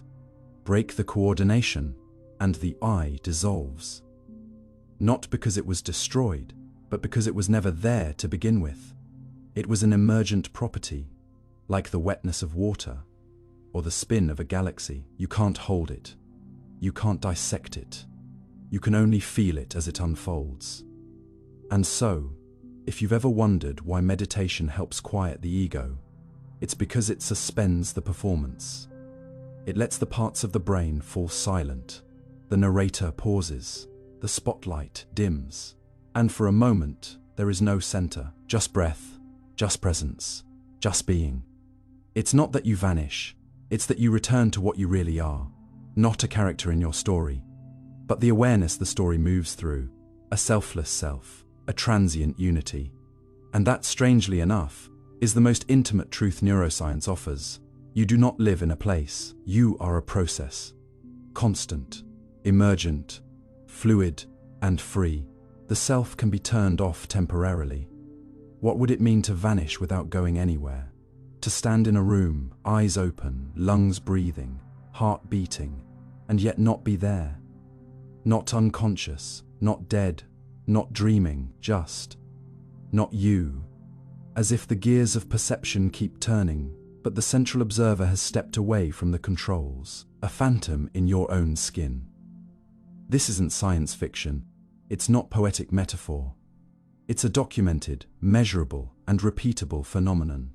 There are moments, rare, mysterious, and deeply unsettling, when the self can be turned off temporarily, not suppressed, not distracted, but fully gone.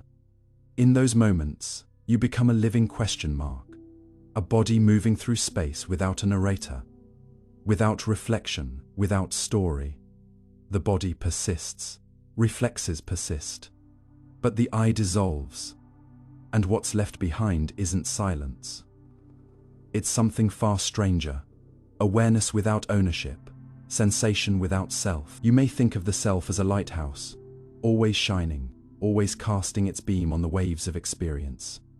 But sometimes, the light cuts out, the waves remain, the sea still swells. But there's no one left to watch the storm. These moments expose something few want to admit, that the self is not a permanent fixture, but a flickering event. It's like music produced by the coordinated firing of millions of neurons, a song that can stop mid-note, and when it does, you don't scream, you don't resist, you don't even notice, because the thing that would notice is precisely what's gone. Neurologists call it ego dissolution. Psychologists speak of depersonalization. Mystics describe it as no self. In deep meditation, people report entering a state where all thoughts fade and a vast, wordless presence emerges. One that has no center, no voice, no identity. Under the influence of psychedelics, like psilocybin or DMT, the self can evaporate, like fog under sunlight, leaving behind pure experience, unfiltered by memory, ego, or name. And then, just as suddenly, it returns, as if nothing had happened. But something did, something profound. You were gone. And yet everything continued. This alone should unsettle you. Because if you can stop being you, even temporarily, then who are you really? A flame, a mirror, a script, a loop. Consider the cases of transient global amnesia, where people lose all memory of the past and cannot form new ones for hours. They walk, they talk, they ask the same questions again and again, but behind their eyes, no one. They function, but without a self to weave their actions into a story. Or consider anesthesia awareness, where a patient is paralyzed and seemingly unconscious, but can hear, feel, and remember, with no sense of being themselves. They recall floating, watching, observing, but from nowhere. And then there is deep sleep, the nightly vanishing act we all perform. Every night, the self fades. Dreams may come, but even those contain shifting identities, impossible scenes, and often no cohesive I. Yet we wake and assume continuity. Why? Because the brain is a master storyteller, and it hates blank pages, so it fills the gaps. It patches the void with narrative glue. But that glue is not the self. It is just the illusion of it. Neuroscience has revealed the machinery, the default mode network, the part of your brain responsible for self-referential thinking, can go offline in meditative states, under psychedelics, or during trauma. This network dims. When it does, the feeling of being someone vanishes, and yet perception continues. Input flows. Muscles move, the world remains. The self, it turns out, is not necessary for experience. A filter, a compression algorithm. Perhaps it is just the mind's attempt to organize overwhelming complexity into a manageable story, me. But when that story pauses, reality doesn't. This is the paradox. You think you are the experiencer, but you may just be the echo. Not the voice, but the memory of it. Not the light, but the shape it cast on the wall. There are moments in which your thoughts feel foreign. Your voice sounds strange, and your reflection becomes unfamiliar. This is not insanity. It's a glimpse behind the curtain. The realization that the you feel is just the latest version of a looping simulation that has rebooted thousands of times. Every choice, every memory, every moment of recognition is a fresh rendering of the self, and any rendering can be skipped.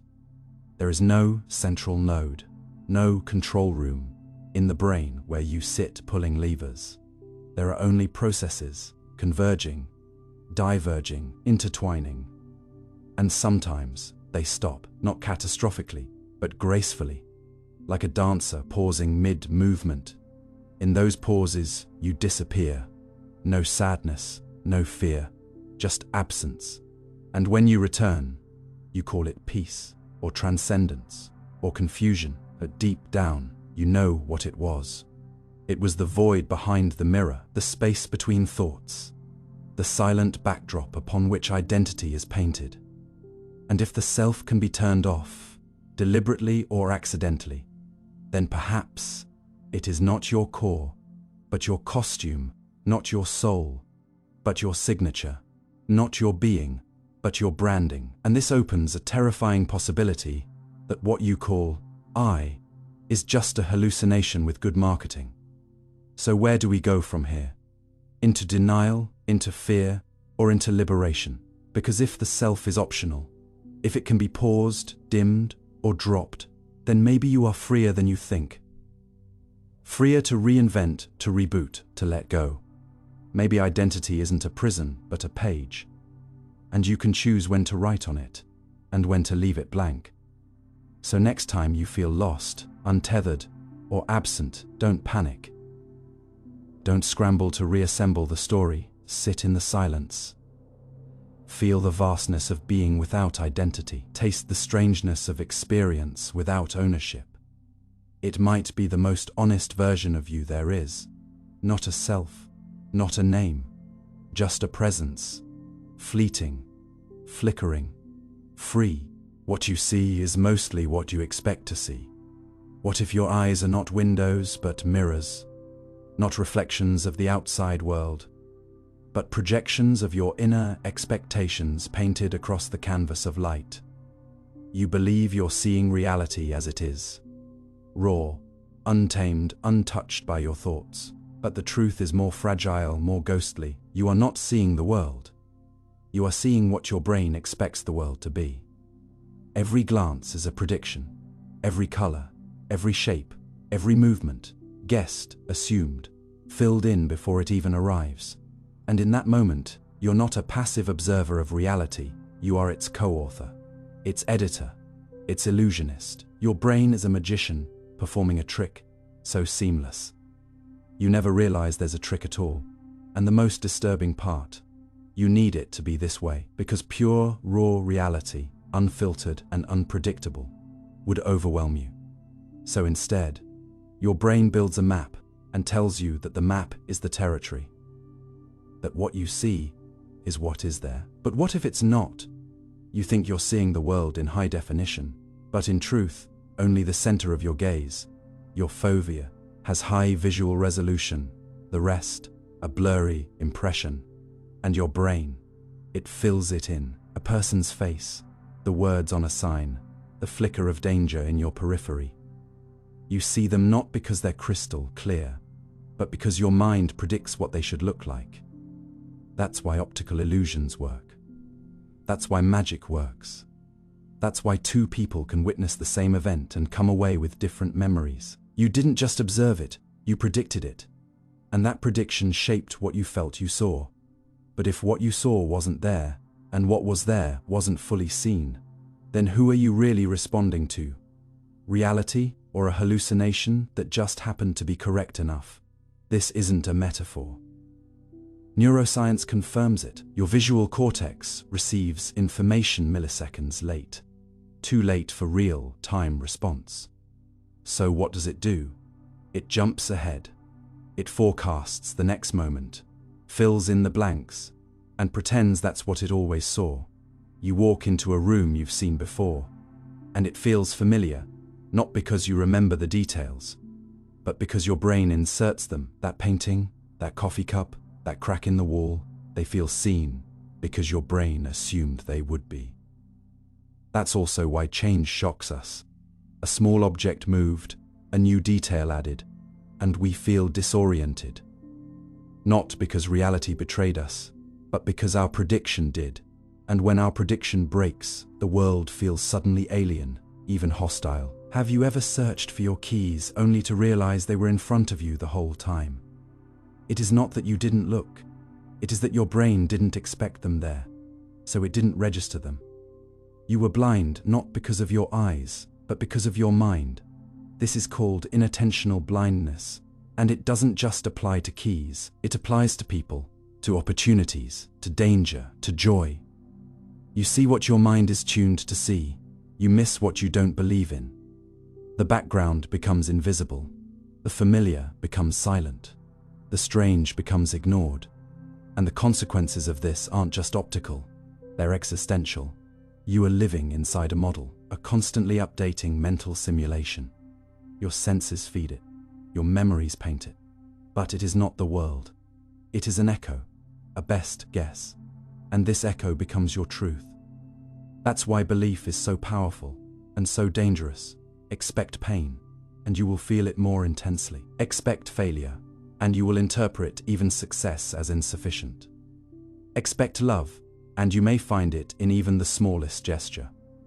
The world doesn't just reflect your inner life. It obeys it, at least in your perception. And perception is everything. You don't react to the world. You react to the version of it that you carry inside. Even in dreams, this becomes clear. You accept absurdities without question, not because they make sense, but because your dreaming brain expects them. A person floating, a room turning inside out, a clock melting, all seem normal until you wake up and the prediction engine turns off. But what if waking life is just another layer of dream? A dream stabilized by habit, belief, and repetition. A waking hallucination shaped by statistical inference and sensory noise. In some ways, consciousness is not a clear lens. It is a fogged mirror polished by assumptions, and you navigate this fog by trusting it blindly. But now, you see the risk. You see the terrifying beauty of it. If what you see is mostly what you expect to see, then changing your expectations changes your world. That's not self-help talk. That's neuroscience. Cognitive bias, placebo effects, confirmation bias, the predictive coding theory, all point to one core idea. Perception is not passive, it's predictive. You sculpt your reality through what you believe, what you fear, what you desire. And every time you encounter something new, your brain doesn't ask, "What is this?" It asks, "How does this fit into what I already know?" And if it doesn't fit, it reshapes it. Or it deletes it entirely. Now imagine this on a societal scale, two people, standing in the same street, seeing completely different realities. One sees threat, the other sees safety. One sees opportunity, the other sees oppression. One sees hope. Same street, different predictions, different realities. Is it any wonder we talk past each other? That we live in bubbles not made of glass, but of expectation? The world hasn't split, our perceptions have. And the more we reinforce them, the more real they become to us. That's the peril and the power of the predictive mind. So what now, knowing this? Can you trust your own eyes? Should you doubt everything? Not necessarily. But you should remember, your mind is a storyteller, not a reporter. It edits, it curates, it dramatizes, it fills in, and, like all good stories, it needs a protagonist. You. But don't forget that the stage, the set, the lighting, they're all illusions too. Beautiful ones, necessary ones, but illusions nonetheless. So look again at the sky, at the people you love, at the fears you hold, at the stranger you ignored, and ask yourself, not what am I seeing, but what am I expecting to see? Because in that question lies a strange, humbling, and perhaps liberating truth. The world before you is not fixed. It is painted in the colors of your anticipation, and maybe, just maybe, if you can learn to expect differently, you can begin to see differently. And in doing so, not just witness a new world, but begin to shape one. You can think without language, but language shapes thought. What if thought was not born from language, but language from thought? What if your deepest realizations, your strangest hunches, your rawest emotions were not built by the words you know, but were simply waiting, pulsing quietly in the darkness, long before you ever learned to give them names, before you knew how to say, "I love you," or "I'm afraid." You already felt the sting of distance and the warmth of belonging. Before you knew what a question was, you were already reaching, grasping for patterns, hungering for meaning, assembling a silent world inside your skull. Imagine your mind as a wide ocean in pre-dawn light, formless, fluid, ancient. Then imagine language as a lighthouse, casting beams across that surface, highlighting shapes, defining edges, making the vastness seem navigable. But what about the places the light doesn't reach? What of the depths too wild, too fluid, too sacred for any syllable to tame? You were already a consciousness before you had grammar. You already remembered, yearned, dreamed. Words came later, as scaffolding, as translation, as approximation. And though they are powerful, indispensable, civilization, building tools, they are also imperfect. They carve the world into concepts, but not always cleanly. They freeze what is alive. They simplify what is sacred. They tell stories. Yes, but sometimes they leave entire galaxies of experience untold. Every time you name a thing, beauty, grief, freedom, you risk losing its vastness. You make it portable, communicable, explainable, but also, perhaps, less alive, less luminous, less yours. Because the very act of naming is also the act of taming. A forest becomes trees. A friend becomes my best friend. A heartbreak becomes a breakup. But what about the rustle of the leaves when they said goodbye?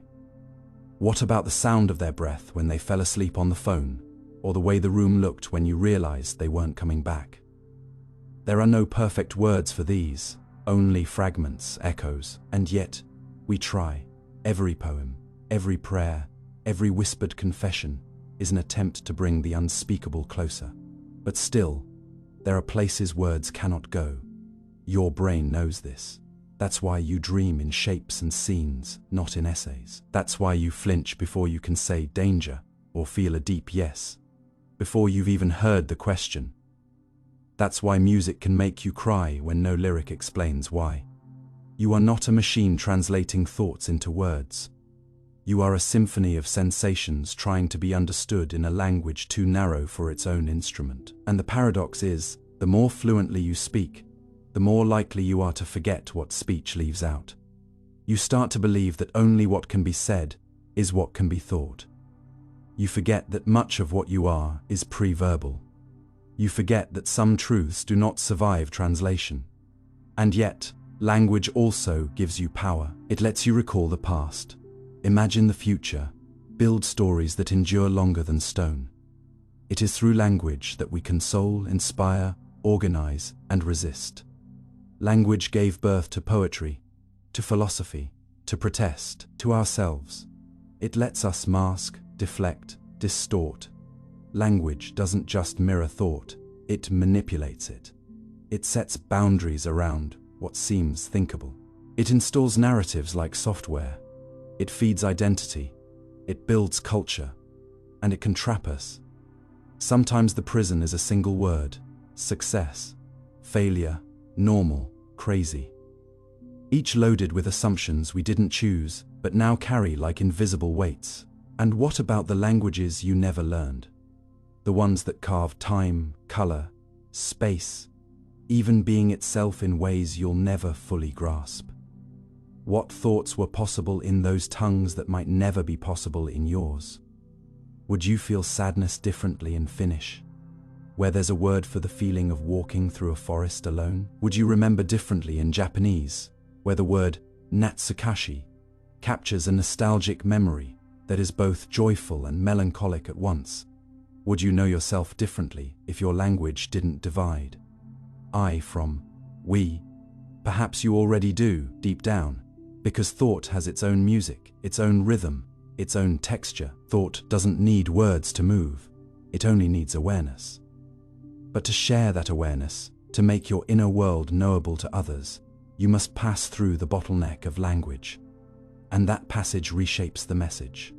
No matter how carefully you speak, something is always lost or changed or misunderstood. And so, you live as both translator and listener, interpreter and author. You think in silence, but speak in sound. You feel in waves, but express in lines. And sometimes, in the space between those two realms, between what is sensed and what is said, you find a mystery you cannot reduce, a beauty you dare not name. In those moments, you may realize that understanding doesn't always require articulation, that communion doesn't always require conversation, that truth doesn't always require a thesis. Sometimes to know something, you must feel it wordlessly, like standing under stars and suddenly sensing your own smallness, or holding someone's hand and realizing you've just told them everything. So yes, you can think without language, and sometimes those are the purest thoughts you will ever have, but you will also shape your world by the words you choose, or don't choose, to give them.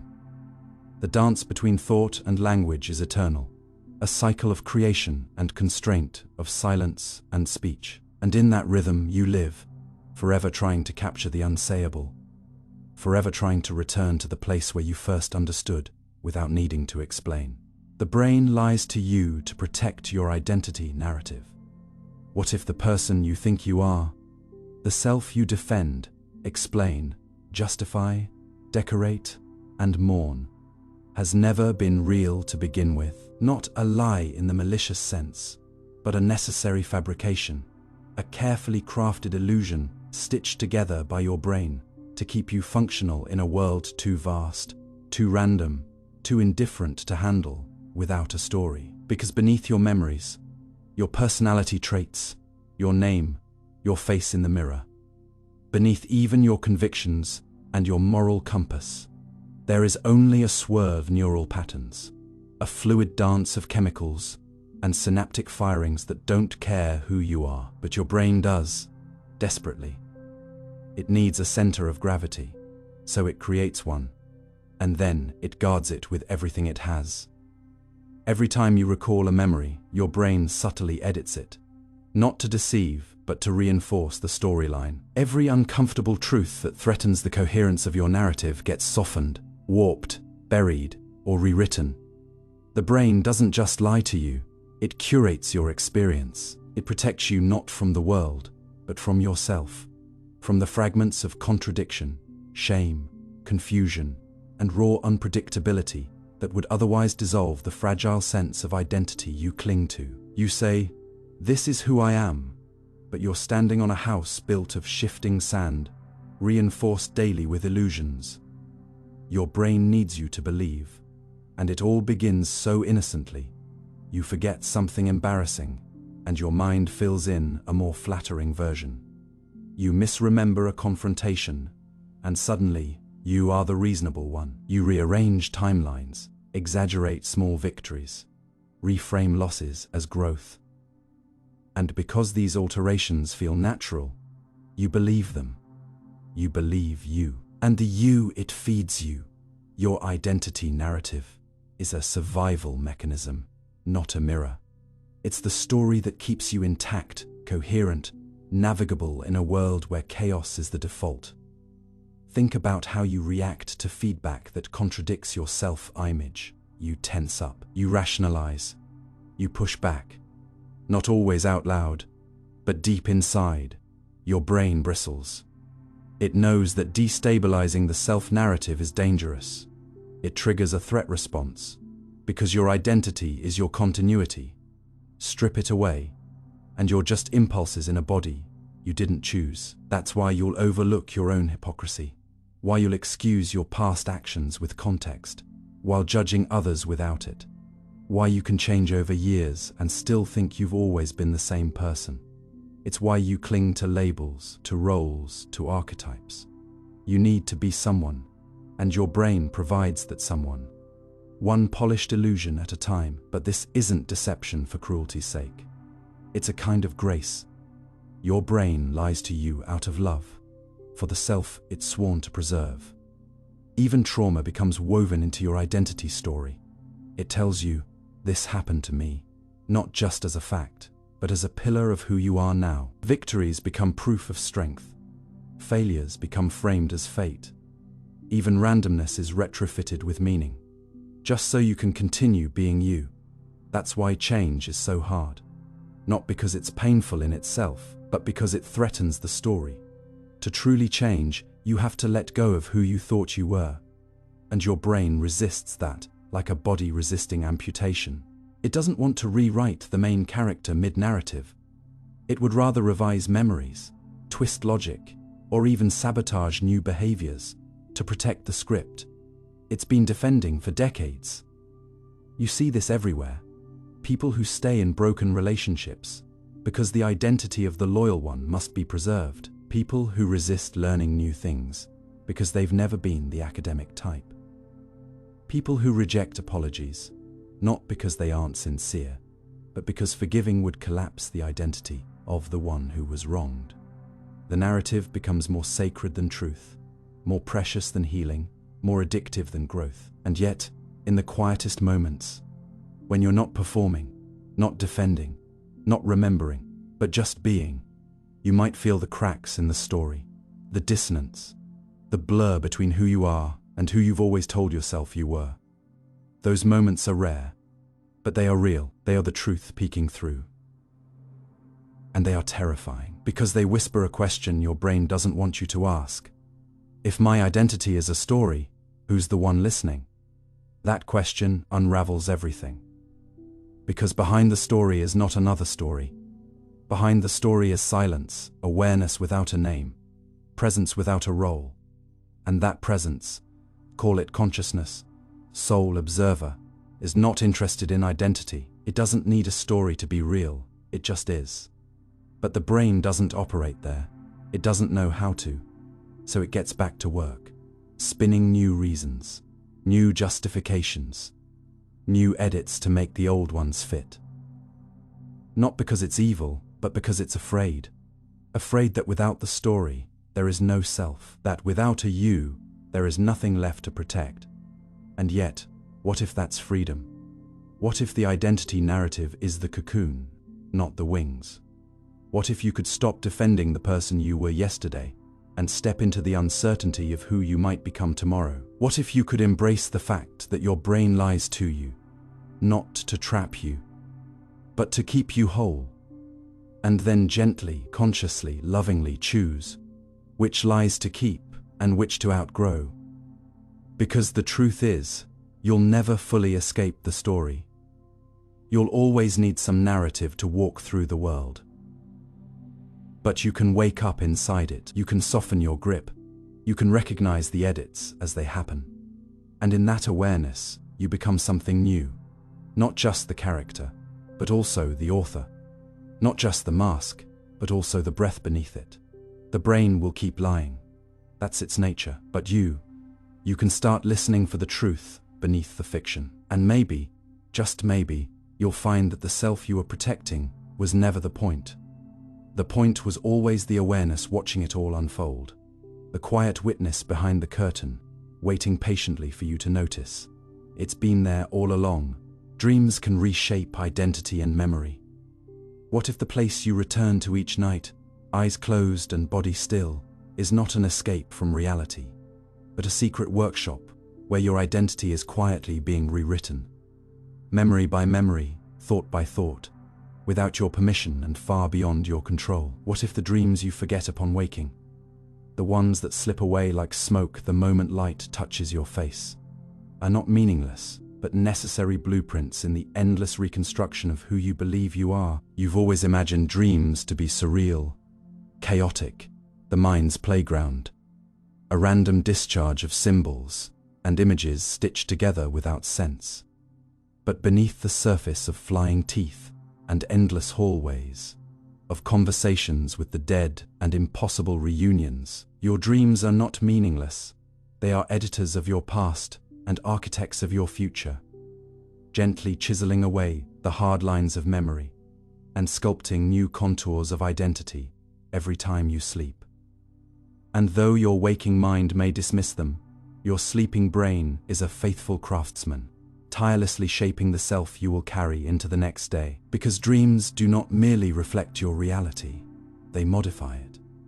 They do not just echo your experiences, they reinterpret them. In the theater of dreams, scenes are reimagined, players replaced, emotions intensified or softened, timelines bent and stitched, until even the most painful truth becomes a story you can survive. This is how you heal without knowing, how you forgive without asking, how you grieve without words. But it's also how you lie to yourself beautifully, because dreams do not ask for accuracy, they ask for meaning. They filter memory, not through the lens of what happened, but what your soul needed to happen. That argument you lost in reality, in dreams. You find the perfect comeback, that person you never said goodbye to. In dreams, you hold them one last time. That mistake you can't undo. In dreams, you try, and somewhere in the folds of sleep, these falsehoods become part of your emotional truth. You wake up changed, without knowing why. You smile at someone differently, you trust a little more, or a little less. You hesitate where you once leapt, or leap where you once froze. And you never trace it back to the dream. You think it was a whim, a shift, a feeling. But it was a message from the part of your mind that doesn't speak in words but in metaphors, in storms, in symbols, in echoes of things that never happened, but somehow still matter. Science tells us that dreams help with memory consolidation, emotional processing, and neural pruning, but those are just clinical terms for something far more sacred. Dreams are where your mind goes to remember who it wants to be, to rehearse the life you haven't lived yet, to negotiate with regret and flirt with possibility. And in that sacred space, reality itself becomes negotiable. Your brain, untethered from the constraints of physical laws and social rules, can experiment freely. It can test out a life where you speak your mind, where you make the call, where you don't walk away. It can simulate what it would feel like to be brave, to be honest, to be loved. And even though these lives never happened, the emotional residue they leave is real. You wake up with the courage you only dreamed of, or the fear, or the sadness, or the clarity. Dreams do not wait for your permission to shape you. They do it anyway. You might fall asleep ashamed and wake with forgiveness. You might drift off, lost, and rise with direction. You might lay down fragmented and wake more whole. But the transformation is subtle, untraceable, like a tide that washes the shore at night and leaves behind a coastline you barely recognize. And just as dreams can reshape memory, memory itself is a fragile fiction. Every time you recall a moment, your brain rewrites it slightly, influenced by new emotions, new knowledge, new fears. Dreams accelerate this process. They remix your memories with metaphor, saturate them with color, play them backwards, twist them into new configurations where meaning triumphs over fact. And when those dreams fade, they leave behind an altered past, a version of events that feels more true because it hurts less, or reveals more, or fits better with the person you've become. That's how you end up remembering things that never happened, or forgetting things that did, or feeling nostalgic for a time that never truly existed. Because in dreams, time is not a line, it is a spiral. Identity is not a statue, it is a garden. And memory is not a vault, it is a river. And in this river, dreams are the current. They steer you gently without asking, flowing through your nights, reshaping the sediment of your soul. So the person you were yesterday is not exactly the person who wakes up today. You are a draft, a manuscript in revision. Each night, the editor returns, erasing some lines, highlighting others, adding in dialogue, cutting scenes, rewriting motives, and you never notice the red ink on your soul, but you feel it in your doubts, in your longings, in the strange pull you feel toward people you barely know, or the sudden certainty that a new direction is right, even if it makes no sense. Dreams know what your ego won't admit. They speak when you are finally quiet. They show you what you refuse to see, and they are ruthless in their honesty. That's why some dreams haunt you, why you can't shake the feeling even hours after waking, because they touched a truth that lives outside of language. A truth your waking self would rather avoid. But dreams have no interest in politeness. They want growth. They want coherence. They want you to shed the identities that no longer serve you, to remember the parts of yourself you buried to survive, to forgive the parts you demonized to cope. Dreams do not ask who you are. They ask who you are becoming. And they are not interested in the answer you give. They are interested in the answer you feel when your defenses are down, when your eyes are closed, when your inner world becomes louder than the outer one. So the next time you dream, don't dismiss it as noise. Don't shrug it off as absurd. Pay attention, not to the plot, but to the pulse, not to the images, but to the emotion. Your dream is a mirror made of smoke, but what it reflects can still guide you. It might be the only part of your life where the self you perform is silent, and the self you hide is free to speak. And if you listen closely, you might find that your dreams are not just stories, they are instructions. Not just illusions, but interventions. Not just sleep, but soul work. Because every night, without fanfare or witness, you lie down to die a little and be reborn as someone slightly different. And it is in that quiet metamorphosis that you are most alive. Dreams reshape identity not by force, but by invitation. Not by logic, but by longing. Not by telling you who to be, but by reminding you of who you were, and imagining who you might still become. And that journey, unseen, unmeasured, unwitnessed, is perhaps the most important one you will ever take. Not in waking, but in wonder.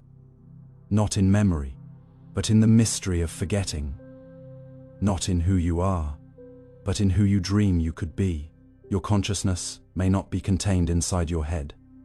What if the boundaries of your mind don't end at your skull, and what you call consciousness is not something locked inside your brain, but something that stretches out into the world, like invisible roots in soil you didn't know you were touching? What if the voice in your head isn't truly in your head, but part of a larger loop that includes the notebook you write in, the tools you use, the spaces you move through, the people you speak with, and that what you think of as thinking is not an internal monologue, but a dance with the outside, a choreography of mind and matter flowing in both directions. You've been taught that your self resides somewhere behind your forehead, that your thoughts are private, that your awareness is housed in the folds of your brain, like a ghost sealed inside bone. But that might be a comforting illusion, a narrative forged by centuries of cultural habit and philosophical tradition. Because the truth whispered by the extended mind hypothesis is stranger. Your consciousness may be distributed, partial here, partial there, leaking gently into the world, forming feedback loops with everything you touch, shape, or remember. Imagine, for a moment, that your phone isn't just a tool, but an extension of your cognitive system. When you use it to recall a birthday, navigate a city, or translate a language, your brain offloads its work onto that glowing slab of glass and code. You aren't consulting your mind, you're extending it. And this extension isn't metaphorical. In the moment you rely on the phone, it becomes as cognitively real as your hippocampus. When you sketch ideas on paper, the pen isn't just an output device. It's part of the thinking. When you talk through a problem with a friend, the dialogue doesn't simply externalize your thoughts. It is the thinking. Your mind is not sealed inside. It's participatory. It spills into tools, people, rituals, and spaces. This view rewrites everything. It suggests that yourself, your identity, your intelligence, your memory, isn't entirely yours in the solitary sense. It's co-authored by what surrounds you. And if your environment changes, so might your mind. This is why you feel smarter in certain rooms, more creative near water, calmer in forests. The environment isn't just background, it's scaffold. It's not that your brain reacts to the outside, it includes it. The world you move through shapes your consciousness, not as a secondary influence, but as a constitutive part of it. The mind is not a container, it's a field, a process, a relationship. And if you trace its edges, you'll find they don't stop at your skin. This isn't mystical speculation. It's grounded in philosophy, neuroscience, and cognitive science. Think of Otto, an Alzheimer's patient who carries a notebook everywhere. When he needs to remember something, he consults it, just like you might with your calendar or reminders. If we say Inga, who remembers internally, is using her brain, and Otto, who relies on his notebook, is doing something different, we create a false distinction because the function is the same. Otto's notebook is his memory, just externalized. And if memory can live outside the brain, what else can planning, imagination, identity itself? You don't think in isolation. Your thoughts are shaped by the language you use, and language is social. You develop ideas through conversation, argument, silence, and metaphor. You use gestures, maps, diagrams. These aren't decorations of thought, they are its limbs. And once you begin to see this, the myth of the isolated mind begins to dissolve. You realize that your mind has always been plural, porous, and performative. You are not a brain piloting a body. You are a process embedded in a world, entangled with objects, systems, and other minds. When you forget something at home, your list, your drawing, your written insight, you feel genuinely less yourself, less capable. That's not weakness. That's evidence. Evidence that your mind doesn't live entirely within you. And if that's true, then everything you interact with is part of your mental ecology. What you carry, where you go, who you speak to, the interfaces you use. This idea is liberating and terrifying, because it means your consciousness is not a fortress, but a garden. It must be tended not just from within, but from all directions. It is vulnerable to noise, pollution, clutter, and silence. It thrives in certain kinds of stimulation and shrinks in others. The world you build around you is not just furniture. It's infrastructure for your selfhood, and so too is your history.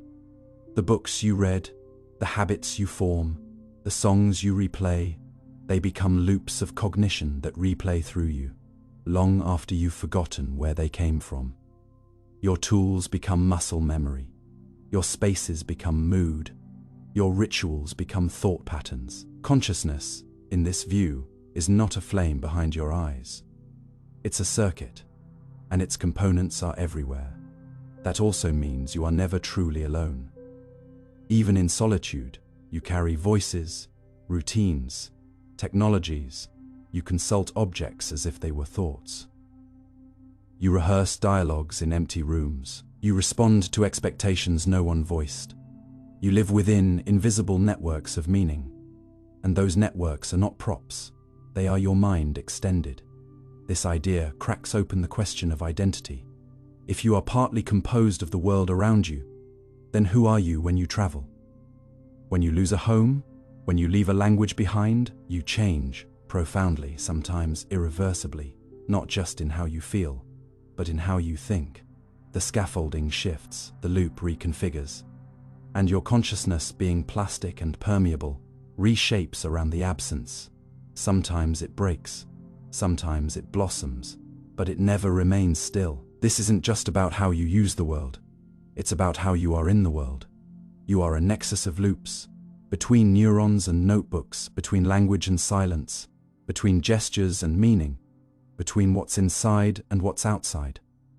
The very idea of inside collapses when you realize the mind doesn't obey walls. And suddenly, every act becomes mental. Every touch, every ritual, every shared glance is part of the thought stream. You begin to notice how your mind feels differently when you pace, when you hold a pen, when you hum a tune. You realize that motion shapes cognition, that silence carves clarity, that certain spaces make you remember who you are, while others make you forget, and it is bigger than you imagined.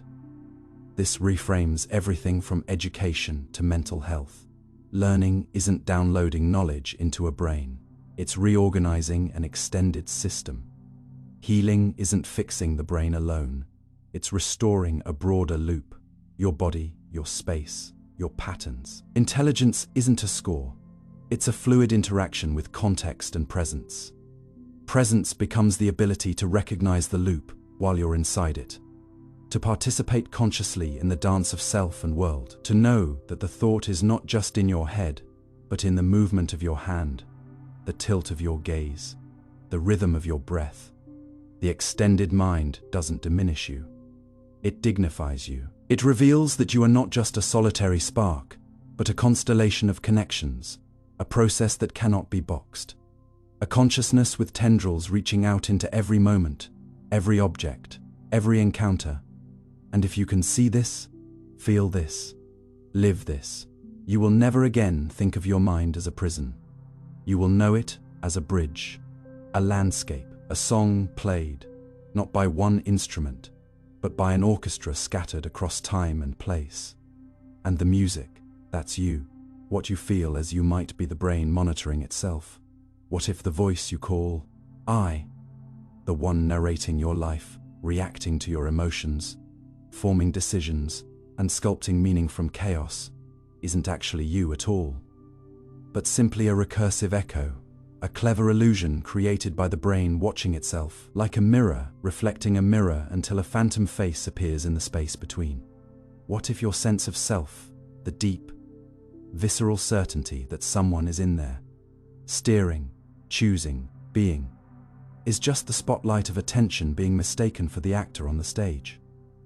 You think you are the thinker, the feeler, the chooser, but what if you are only the feeling of thinking, the perception of choice, the echo of awareness repeating inside a skull, convinced that its patterns mean there is a person there?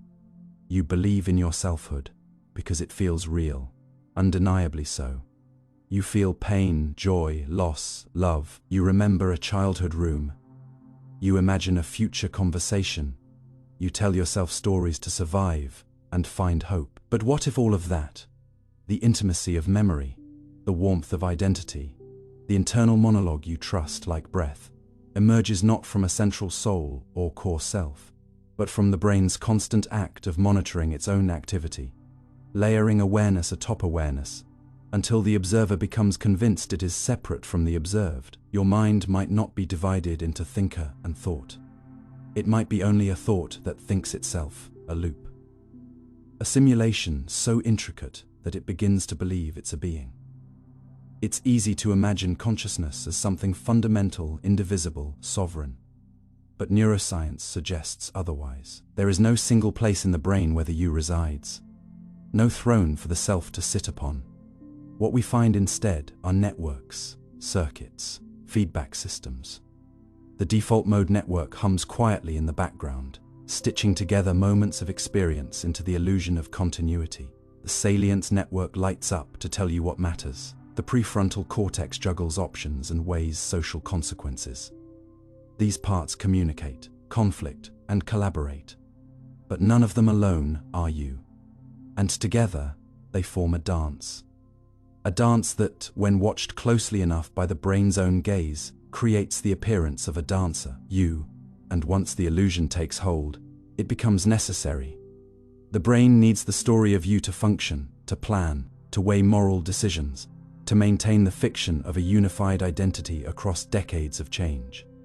So, it observes itself, and mistakes the act of observation for the existence of an observer. You become the dreamer who forgets they're dreaming, the flame that thinks it lights itself. And yet, the illusion is not pointless. It is functional, it is beautiful. Because to be a self, even falsely, is to be able to suffer, to love, to strive. It is to survive. But that doesn't make it true. A monitoring system that evolved for self-correction, not self-awareness. You're in a dialogue. It may be nothing more than compressed rehearsal for social interaction.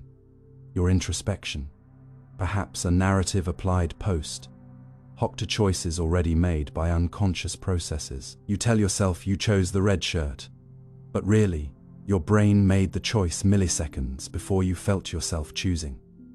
And then, to maintain the integrity of the narrative, it gives you the illusion of agency. The brain, in other words, is a master of retroactive storytelling. And the story it tells most convincingly is the story of you.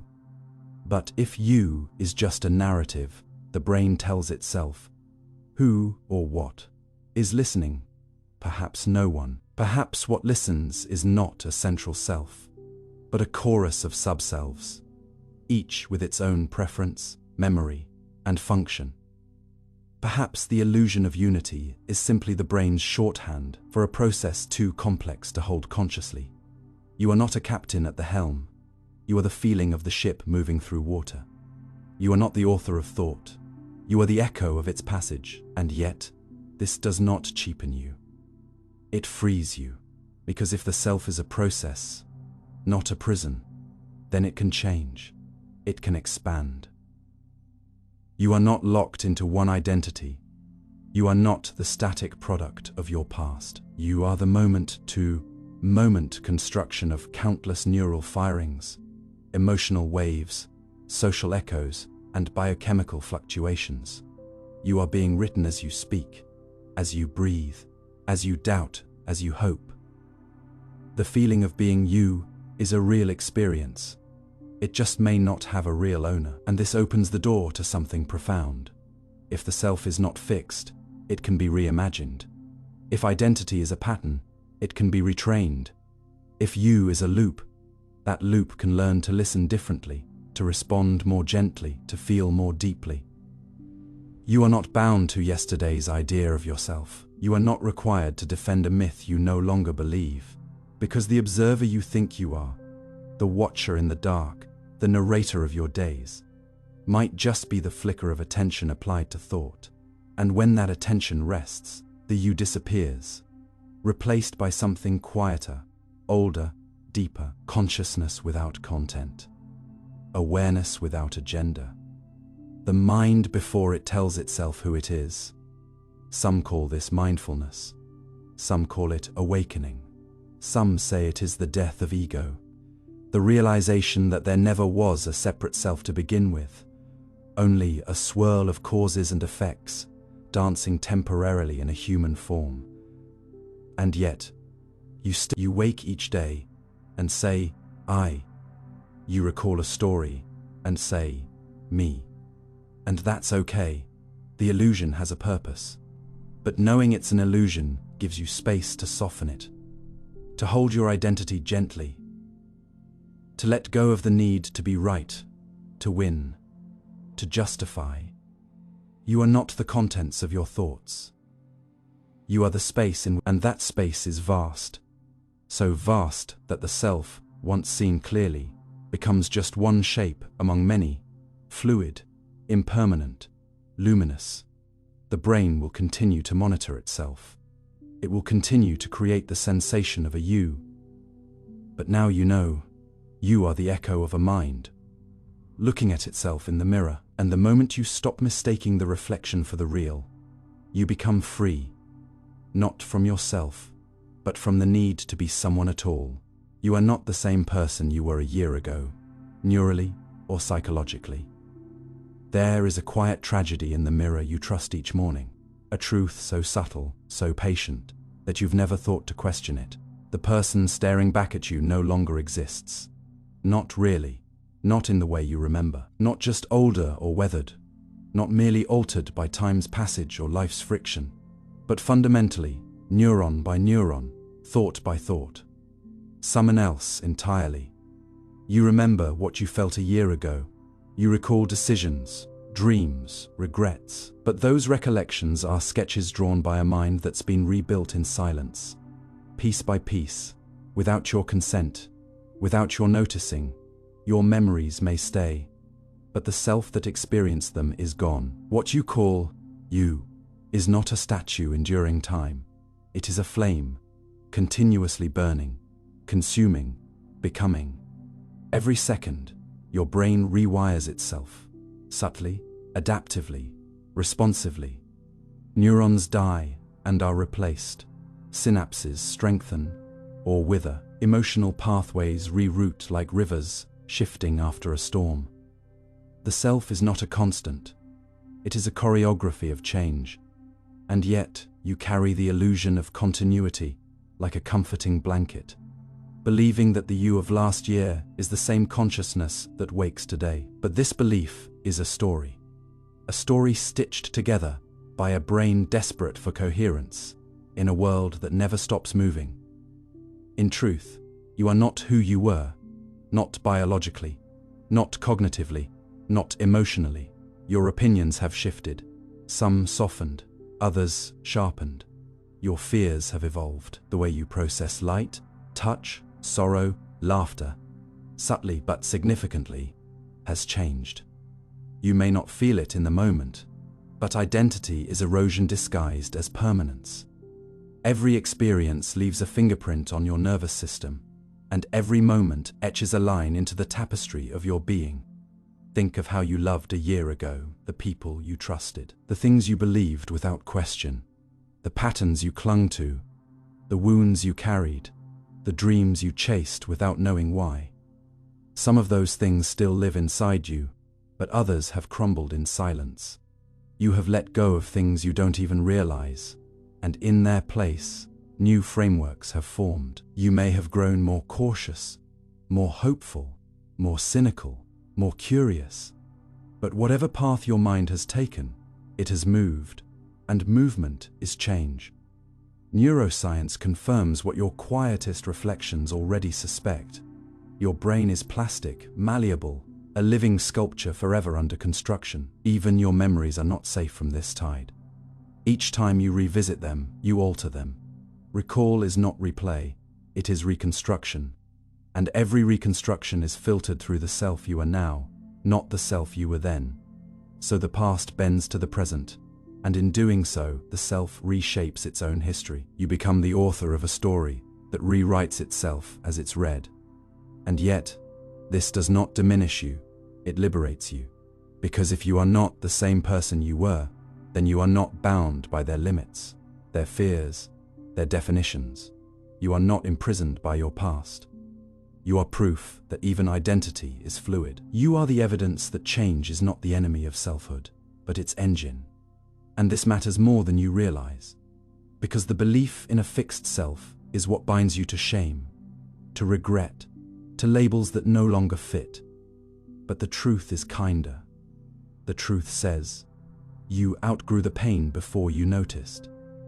The truth says, you no longer believe what hurt you. The truth says, you have evolved in ways you cannot yet articulate. And perhaps that's why it hurts to look at old photos. Not because the moment is gone, but because the person in it is. They were real. They mattered, but they are not you. You carry echoes of them, shadows and shapes, but not their eyes, not their neural patterns, not the architecture of their thoughts. The grief you feel when looking back is not just nostalgia, it is mourning for a version of you that no longer walks this world. And with that grief comes freedom, because if you are not who you were, then you are also not bound to become what you fear. You can change again. You will. You must. Every friendship, every heartbreak, every revelation, every morning that felt heavier than night, all of it reshapes you, slowly, invisibly, irreversibly. You do not notice the rewiring as it happens, but you feel the result in your hesitations, your longings, your sudden realizations that certain things no longer spark the way they once did. And this evolution is not linear. It does not follow clean arcs or Hollywood narratives. Some days you regress, some days you leap, some days you break without knowing why. But even in that breaking, something shifts, something rearranges. Because the self is not built, it is grown, and all growth is uneven. And what of the psychological self? Personality traits fluctuate, core values morph. Even your most stubborn habits can erode given the right storm. You have walked away from beliefs you once shouted from rooftops. You have outlived fears that once froze your blood. You have surprised yourself with actions you never imagined you'd take. That's not weakness. That's transformation. That's the silent strength of the mind to undo itself and start again. And so, when you feel lost, when you don't recognize the thoughts in your head, when the things you used to love feel distant, know this. It is not failure, it is growth, unnamed, unglamorous, but real, and it is a gift. Because if you are not the same as last year, then a year from now, you will not be this.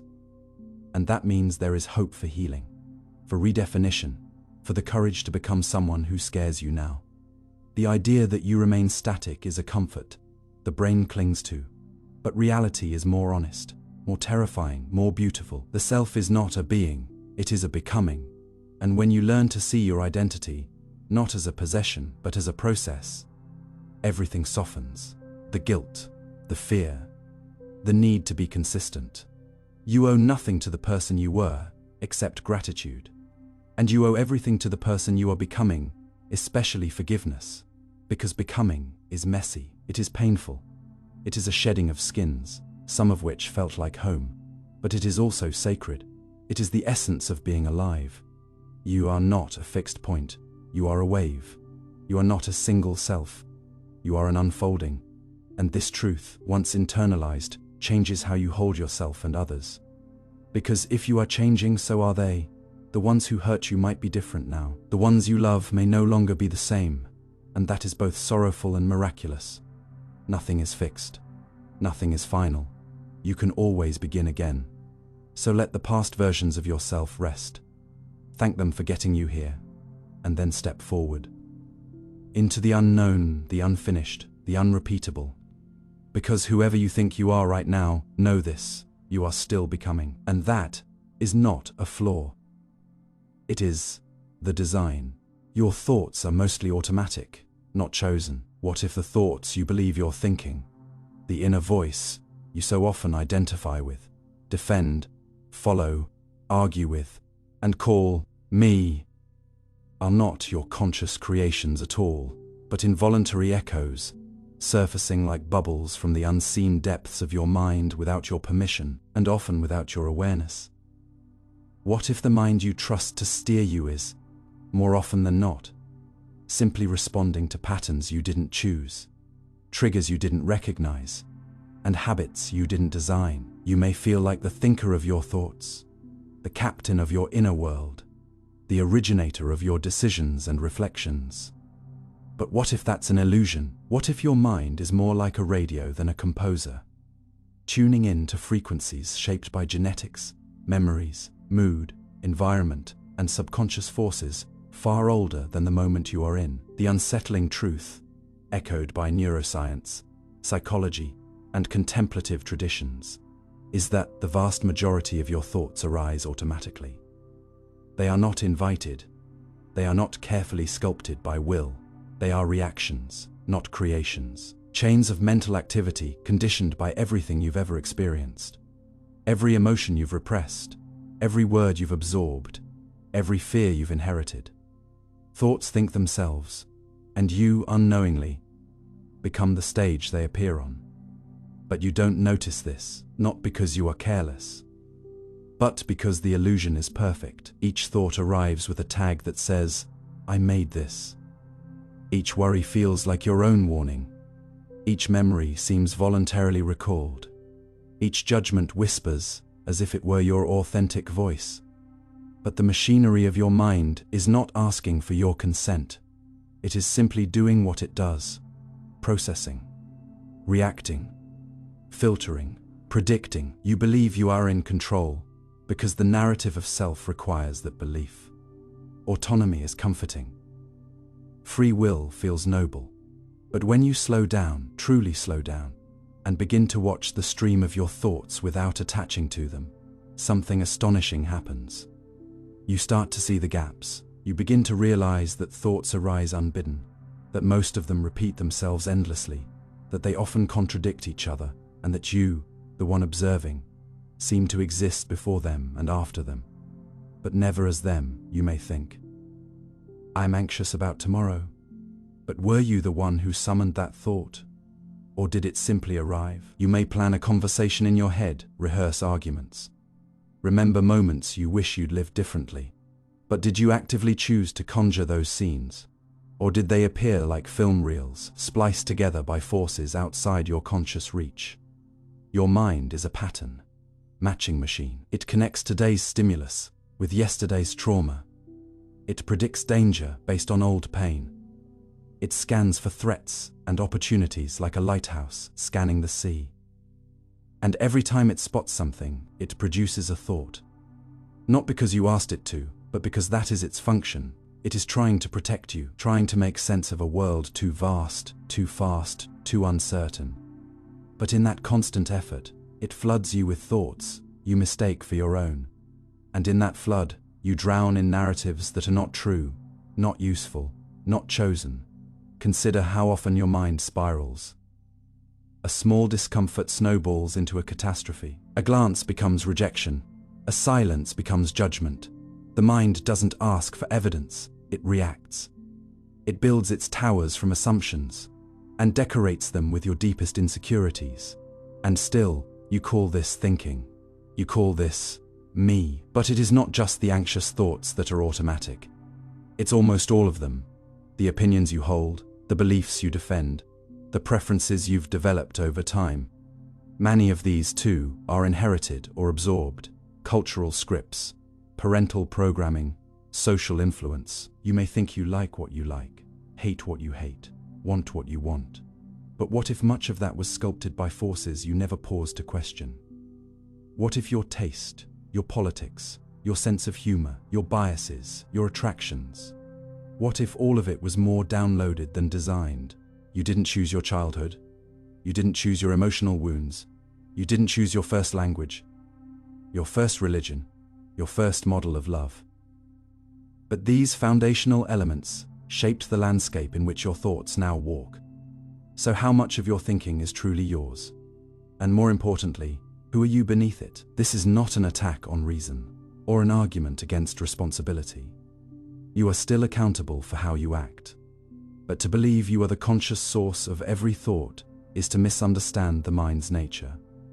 You are not the puppeteer, you are the witness. The mind, left untrained, is like an overzealous assistant who bursts into your room with ideas, memories, judgments, and fears at all hours, insisting they're urgent.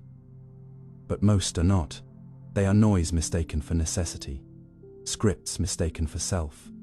The miracle is that you can begin to see this, that you can cultivate awareness spacious enough to observe the thoughts without becoming them. This is where freedom begins. Not in controlling the mind, but in recognizing that you are not identical to it.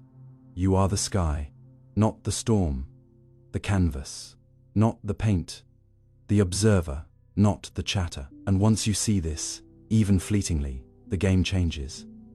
You no longer have to react to every mental signal. You can notice a thought and let it pass.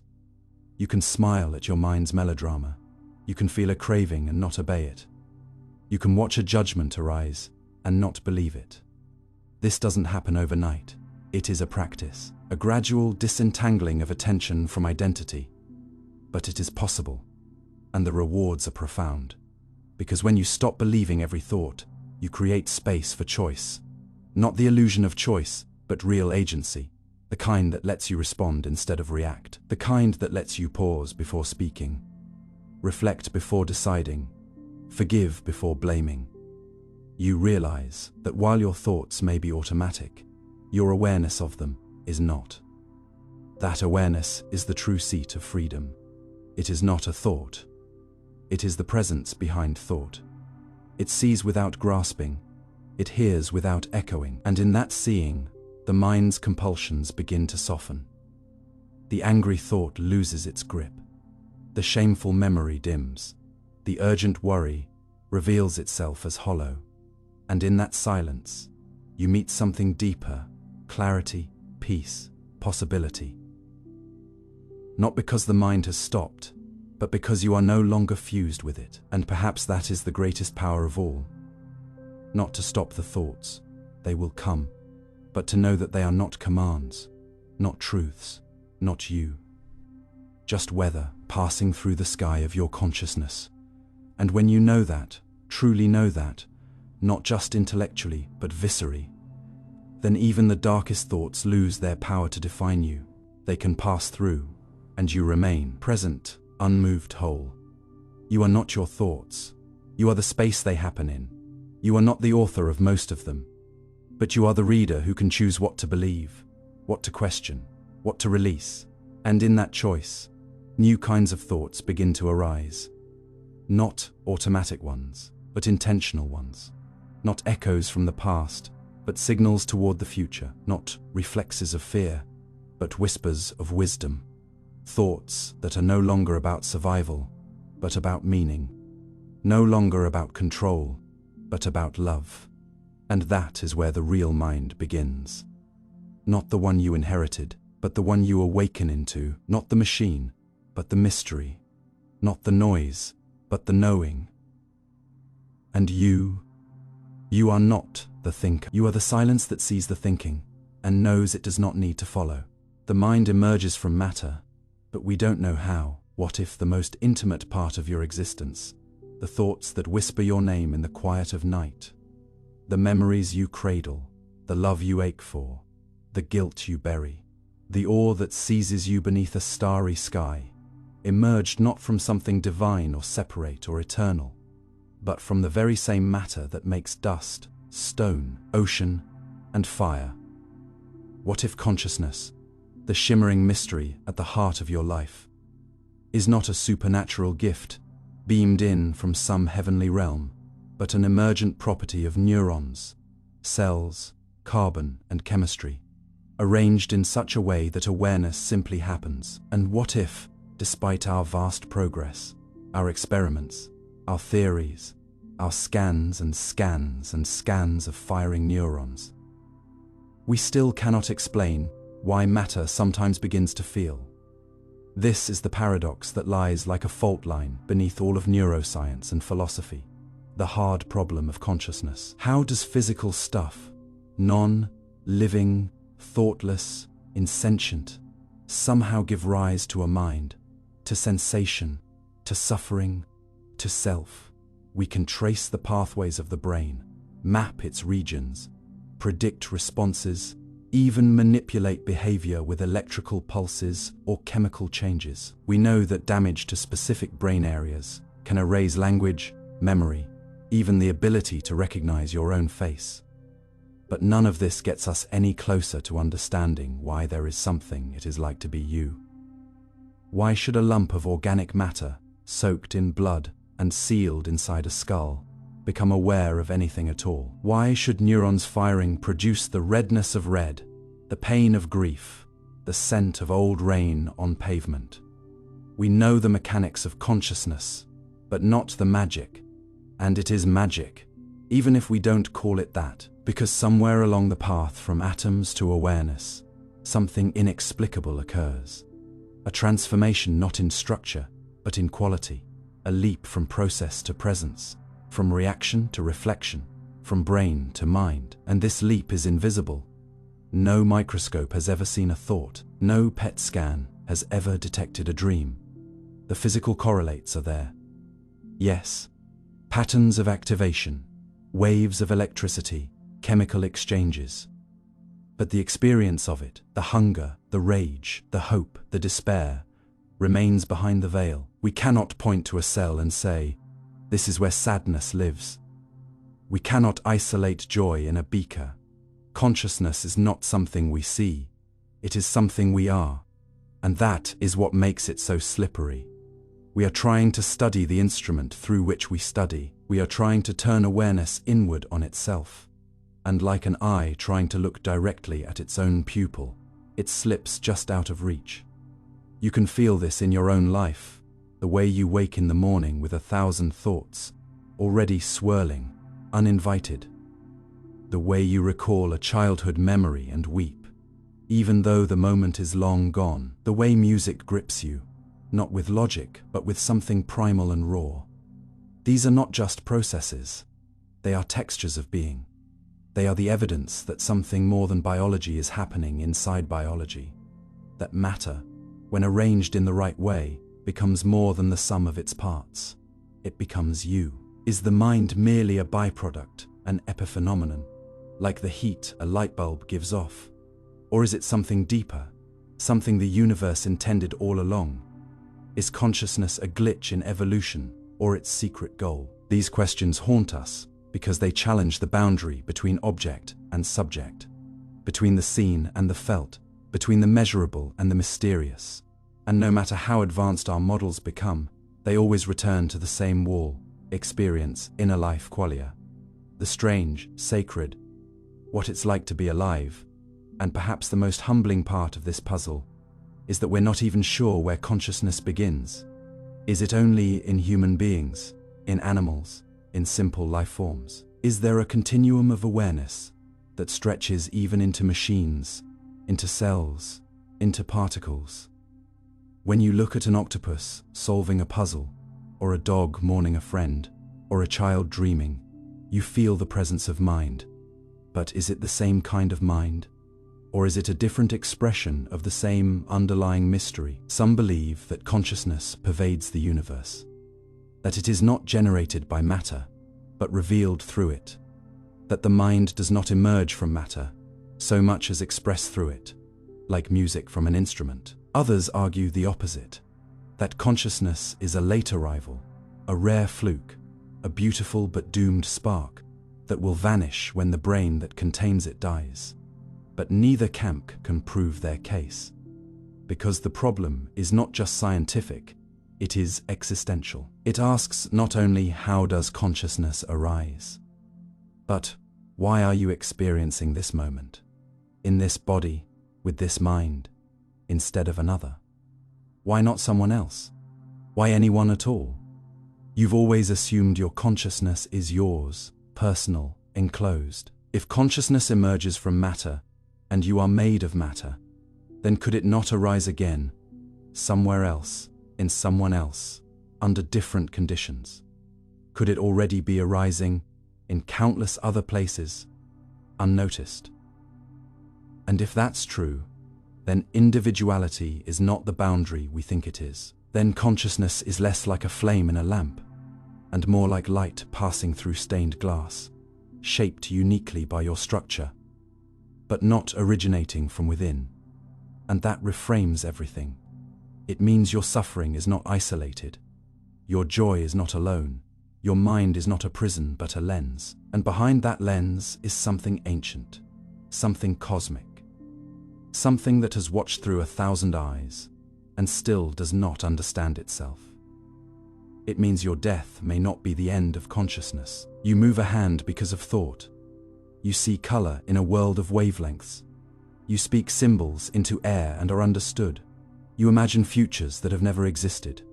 You dream at night and believe them while you sleep. These are not rational things. These are miracles we have normalized. And the greatest of all is this: somehow, matter thinks. Somehow, the stuff of stars reflects on its own existence. Somehow the universe, through you, asks itself why. And it doesn't stop asking. It weeps and wonders and worships. It builds temples and laboratories. It writes poems and equations. It searches for the origin of itself, never quite able to look directly into the eye of its own consciousness. And maybe that's the point. Maybe the mind is not meant to solve itself, but to experience itself, to dance on the edge of understanding, to marvel at its own presence, to feel the pulse of thought and know, I am here, and I don't know why. And that is beautiful. So we go on searching, not because we will find the answer, but because we are the question. We are the mystery wondering about itself, the echo of the universe becoming self-aware, the flicker of mind in the darkness of matter. And if that's all we ever are, it is enough. Because in that flicker is awe, and in that awe, something holy is born. Not knowledge, but reverence. Not certainty, but wonder. Not an answer, but the deep, eternal ache to keep asking. You can split consciousness in half. What if the person you believe yourself to be, the singular, unified, I behind your thoughts, your memories, your choices, is not one cohesive self at all, but a fragile illusion that can be sliced in two with nothing more than a scalpel and steady hands? What if your consciousness, the very feeling of being you, is not some sacred, indivisible entity, but something that can be fractured, duplicated, or even put at odds with itself, revealing that the you've known your whole life might never have been whole in the first place. This isn't philosophy stretching into metaphor. This is science, cutting straight into the folds of the brain. Literal cuts, surgical divisions, conducted in operating rooms with real patients, real lives, and real consequences. The split brain experiments are not science fiction. They are perhaps the most disturbing and revealing studies in the entire field of neuroscience. And they force us to question a truth we've clung to since childhood. The belief that behind our eyes sits a single, unified self. These experiments began as medical interventions. In the mid-20th century, doctors performed a drastic procedure known as corpus callosotomy, severing the corpus callosum, the thick bundle of nerve fibers connecting the left and right hemispheres of the brain, as a last resort treatment for debilitating epilepsy. The hope was simple. If the seizure signals couldn't travel from one hemisphere to the other, perhaps the storm would remain contained. In many cases, the seizures lessened. The patients survived. They walked, talked, worked. On the surface, they were the same person. But when researchers like Roger Sperry and Michael Gazzaniga began to test them, something unsettling emerged. Their minds had changed in ways no one expected. Their consciousness had split, not in the dramatic, cinematic sense of dual personalities battling for control, but in a subtler, more chilling way, where the left hand could act independently of the right, where one hemisphere could see something and the other remained completely unaware. It was as though the lights were still on in the house, but the hallway between rooms had been bricked over. Imagine a person whose left hemisphere, the side typically responsible for language, sees a picture with the right eye and responds verbally. But if the same picture is shown only to the left eye, which connects to the right hemisphere, the patient insists they saw nothing at all. Yet, if asked to draw what they saw with their left hand, controlled by the right brain, they do it perfectly. The words say no, the hand says yes. One side is blind, the other sees, and both are you, not metaphorically, physically. One self reaching out to stop the other. This is not normal forgetfulness or distraction. This is one part of the brain knowing something the other does not and acting on it. This is the collapse of the idea that you are one thing. And if a surgical cut can so thoroughly divide awareness, then what was holding it together to begin with? The implications are staggering, because it means that unity of consciousness may be less about some indivisible soul and more about communication, about integration, coherence, storytelling. When the bridge between hemispheres is intact, the left and right brain operate in tandem. They share information, they negotiate, and your conscious mind weaves it all into a single narrative. You feel whole not because you are whole, but because the pieces are talking. But once that communication is severed, the illusion fades, the self unravels, and what is left is two minds living in one body. Not fully independent, but not fully unified. Not two people, but not one either. Something in between, something without a name. It raises the question, what is a self? Is it the totality of brain processes? Is it the dominant hemisphere telling stories about what it sees and does? Or is it something emergent, something that only appears when the whole system is intact and synchronized?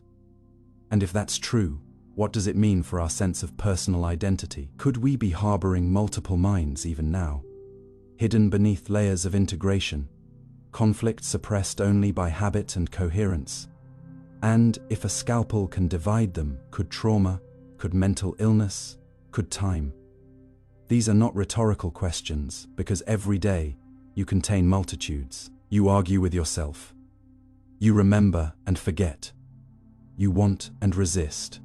You judge and forgive. You are a conversation, not a constant debate, not a decree. And the split brain experiments make this literal. They show us that what we call I is not an essence but an agreement. An agreement that can be broken, an illusion that can be shattered.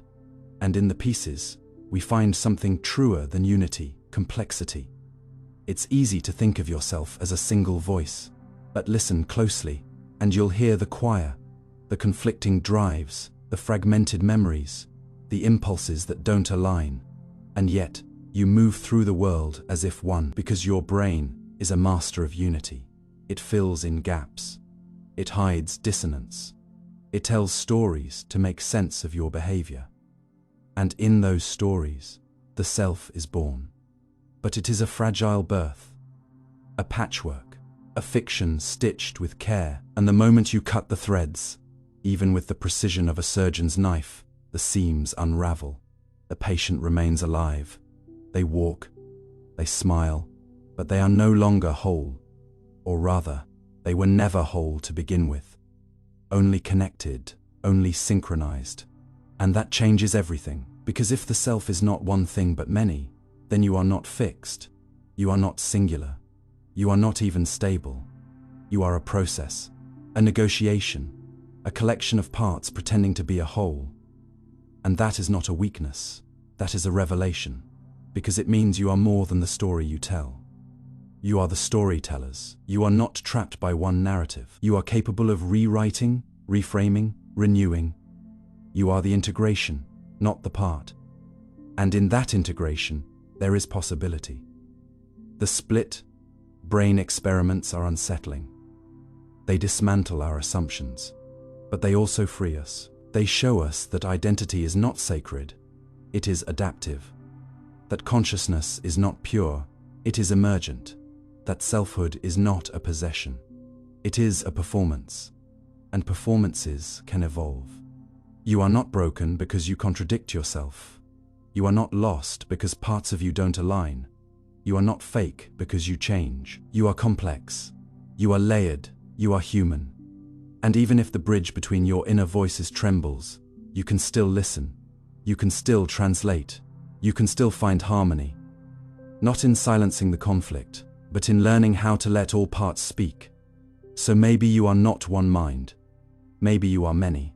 And maybe that's not something to fear, but something to honor, because the self that cannot be split is not real. The self that can shatter and still continue, that is the self that grows. That is the self that endures. That is the self that endures.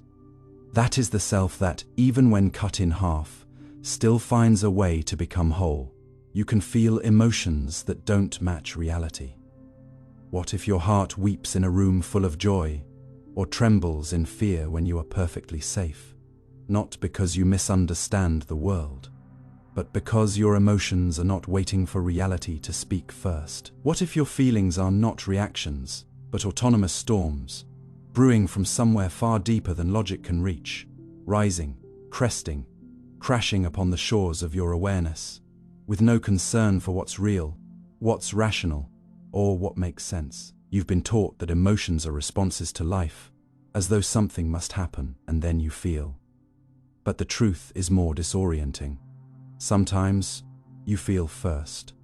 Sometimes your body mourns something that never left, dreads something that's not coming, aches for someone you've never met. Sometimes your chest tightens because of a thought so small you don't even notice it passed, or your throat closes from a memory your mind can't consciously recall. These feelings, grief in the middle of a perfectly ordinary day, shame after a compliment, rage during a lull in conversation, do not come with warning labels. They don't announce themselves with reasons. They just appear, they live, they demand to be felt. And you, confused by their presence, look for a cause. You search your environment, your relationships, your recent past. But sometimes, there is nothing to find, because sometimes emotions are echoes, not mirrors. They are not about now. They are not about here.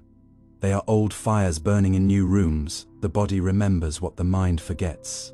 Trauma, grief, guilt.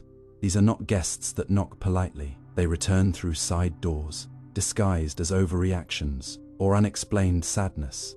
waiting until you are soft, distracted, or vulnerable, and then they re-emerge, louder than reason, stronger than thought.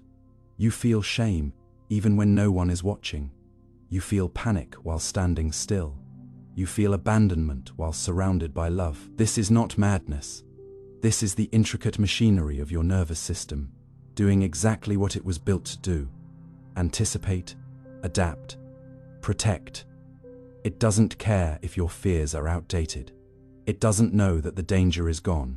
It only knows the signal, and once the signal fires, the body obeys. Your breath shortens, your stomach churns, your muscles tense, your thoughts distort. You don't imagine the emotion, it imagines you. It pulls you into its world, paints your reality with colors that aren't truly there. You feel what it tells you to feel, even when the facts disagree. And then comes the confusion. You try to explain your feelings. You apologize for them. You berate yourself for feeling too much or for no reason. But emotions don't need reasons. They are not court cases. They are weather. And like weather, they are not your fault. They are not entirely yours. They are shaped by everything. By genetics, by childhood, by culture, by smells you didn't notice and faces you don't consciously recognize. And sometimes, they are shaped by nothing you can name. That's what makes them terrifying and beautiful. Because even in their mismatch, emotions are honest. They tell you what's alive inside, not just what's visible outside. They speak the language of longing, of unmet needs, of ancient instincts. They can't lie, only misfire. And a misfiring emotion is not meaningless. It is simply misaligned. It's your inner compass spinning in a magnetic field. It doesn't understand. And that's okay. You are allowed to feel things that don't match your circumstances. You are allowed to cry without knowing why. You are allowed to be anxious in peace. You are allowed to love what isn't good for you, to grieve what never truly was, to yearn for futures that will never come. You are allowed to be a mystery to yourself, because the truth is, your emotional life is deeper than you. It is an inheritance passed down through blood and silence. You carry the emotions of those who came before you. You carry the fear your mother couldn't name, the sadness your father buried. You carry generational echoes, vibrations left behind in the nervous systems of people who survived, and who passed their survival on to you. And your body remembers. It carries all of it, your pain and theirs, and sometimes it speaks. Not in words, but in sensations, in tears you didn't authorize, in tightness that makes no sense. And your job is not to control it. Your job is to listen. Not every feeling needs a solution. Not every emotion is a problem to be fixed. Some are messengers, some are warnings, some are memories, some are metaphors. But all of them are invitations. They ask you to stop, to feel, to witness. And in that witnessing, healing begins. Not always immediately, not always visibly, but slowly, in the background. As the nervous system realizes it doesn't need to scream to be heard, as the emotions finally acknowledged begin to soften. This is the real emotional intelligence. Not control, but connection. Not dominance, but dialogue. The ability to sit with a feeling, even when it doesn't make sense. The ability to say, I don't know why you're here, but I will not abandon you. And in doing so, you change the relationship. You stop fighting yourself. You stop demanding that your emotions match the scene. You stop gaslighting your own soul. You begin to see that emotional accuracy is a myth, that we are all walking through landscapes painted by past storms, that sometimes our weather systems collide, and all we can do is stand still and let it rain. But even that is sacred. Even that is progress. Because when you stop demanding that your feelings make sense, they finally get the space to move. When you stop blaming yourself for emotional dissonance, you make room for compassion. And that compassion, that willingness to sit with what doesn't fit, is the first step toward emotional freedom. You are not broken for feeling too much. You are not irrational for being afraid of things that are not here. You are not weak for having a heart that feels louder than the world allows. You are human. And this is what being human means. It means feeling joy while grieving. It means laughing during despair. It means wanting to stay and leave at the same time. It means being a kaleidoscope of contradictions, a symphony without a single theme. And yet, it is all music. It is all valid. It is all real, even when it doesn't match. Especially when it doesn't match. Because the gap between emotion and reality is not a flaw. It is the space where your complexity lives. And in that space, if you can stay long enough, something beautiful grows. Self-understanding. Not as a tidy equation, but as a compassionate embrace. Not as a diagnosis, but as a homecoming. You are not your emotions, but they are part of you. And they are allowed to be messy. They are allowed to be wild. They are allowed to speak in ways that logic cannot. Because sometimes the truest thing in the room is not the facts, but the feeling that won't go away. Mental states can exist without awareness.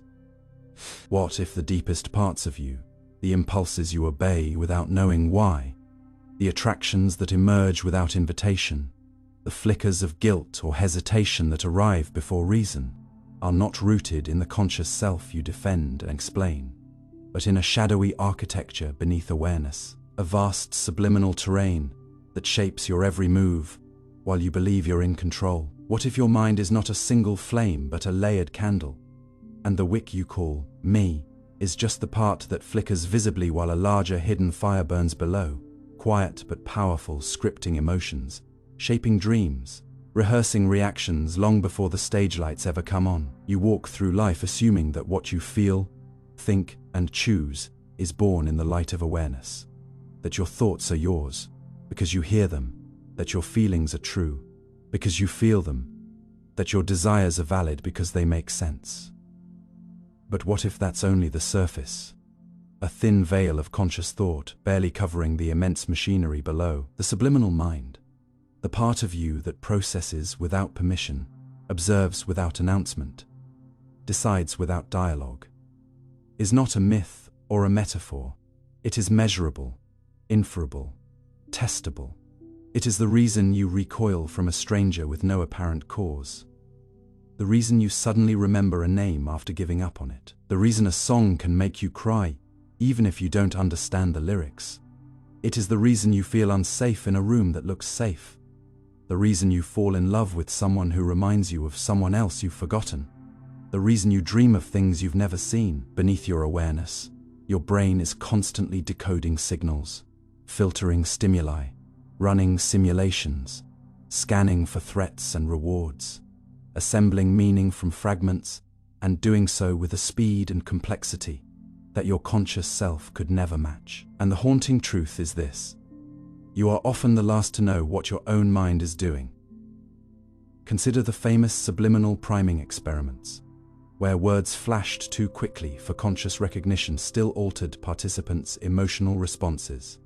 Or the studies where individuals chose a product influenced by images they couldn't remember seeing. Or the countless moments in daily life where your mood shifts inexplicably, your preferences emerge instinctively, and your body reacts before you've even processed the situation. These are not accidents.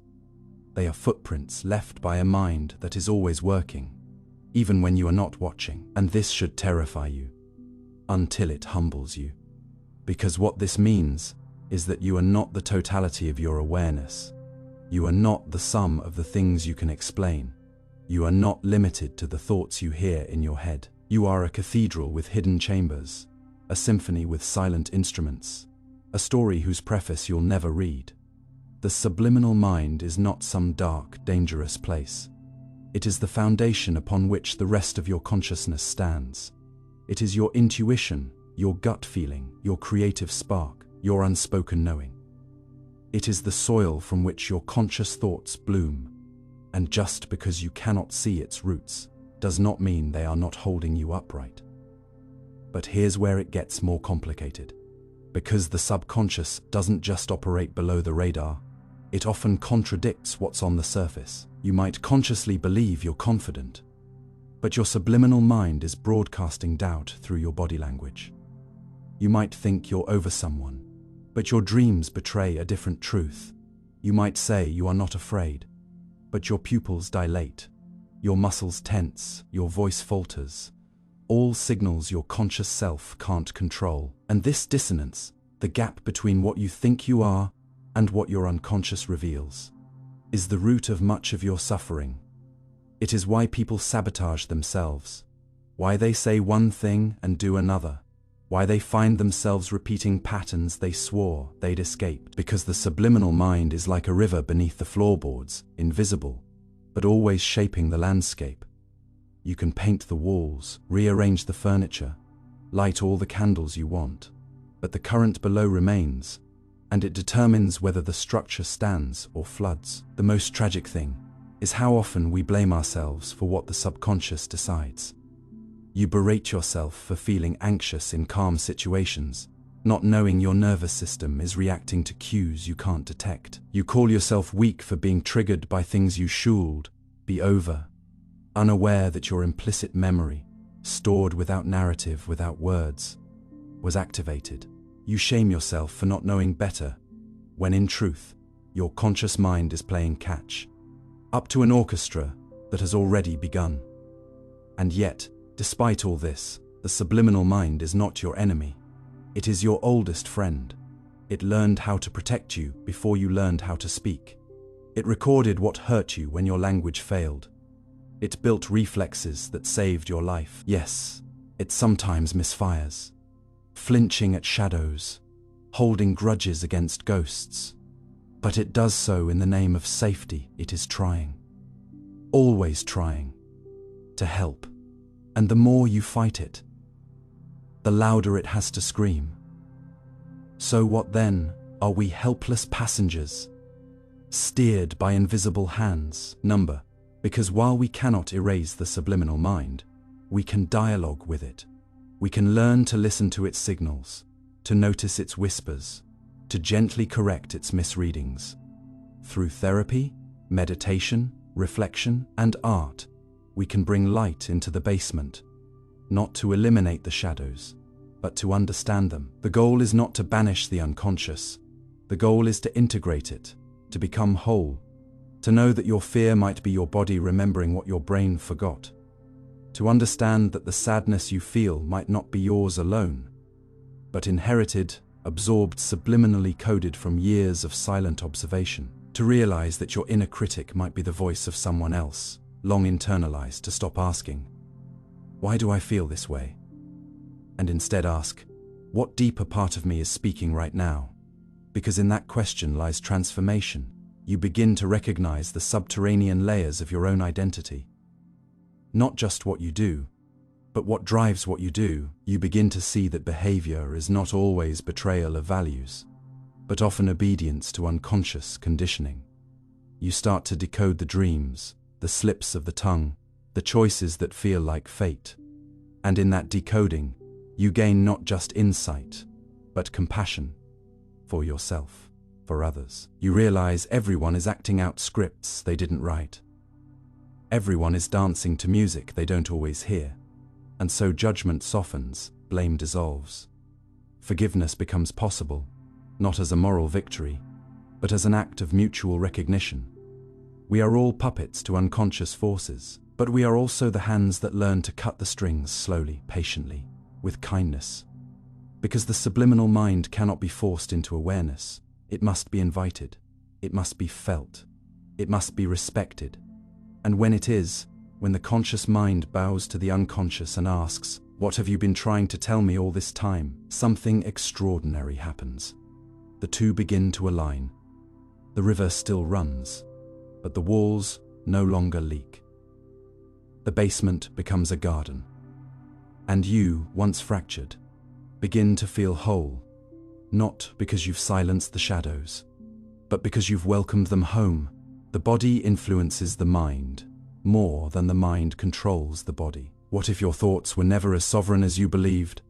And the mind you worship as master is, in truth, a loyal interpreter of signals that begin not in abstract logic, but in the rhythm of breath, the pressure in your gut, the curve of your spine, the heat of your skin, the tightness in your shoulders, the ache in your jaw.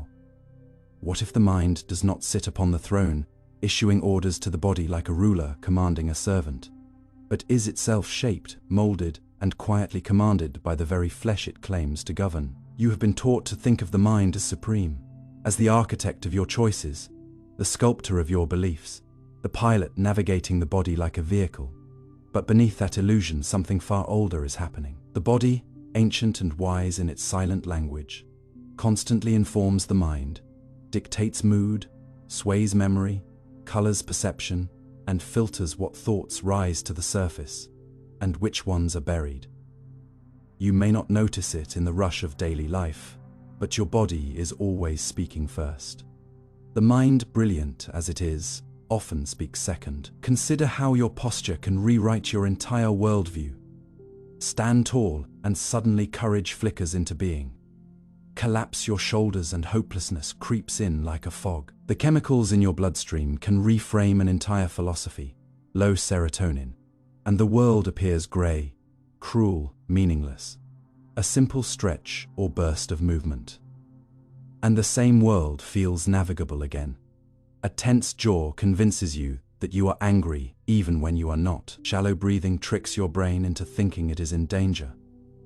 A racing heart starts a cascade of anxious thoughts, none of which existed a moment before, and yet we attribute it all to the mind, as if it generated these feelings in isolation, as if thought came first and body followed. But the truth, uncomfortable and liberating, is that the body often whispers first, and the mind creates a story to match.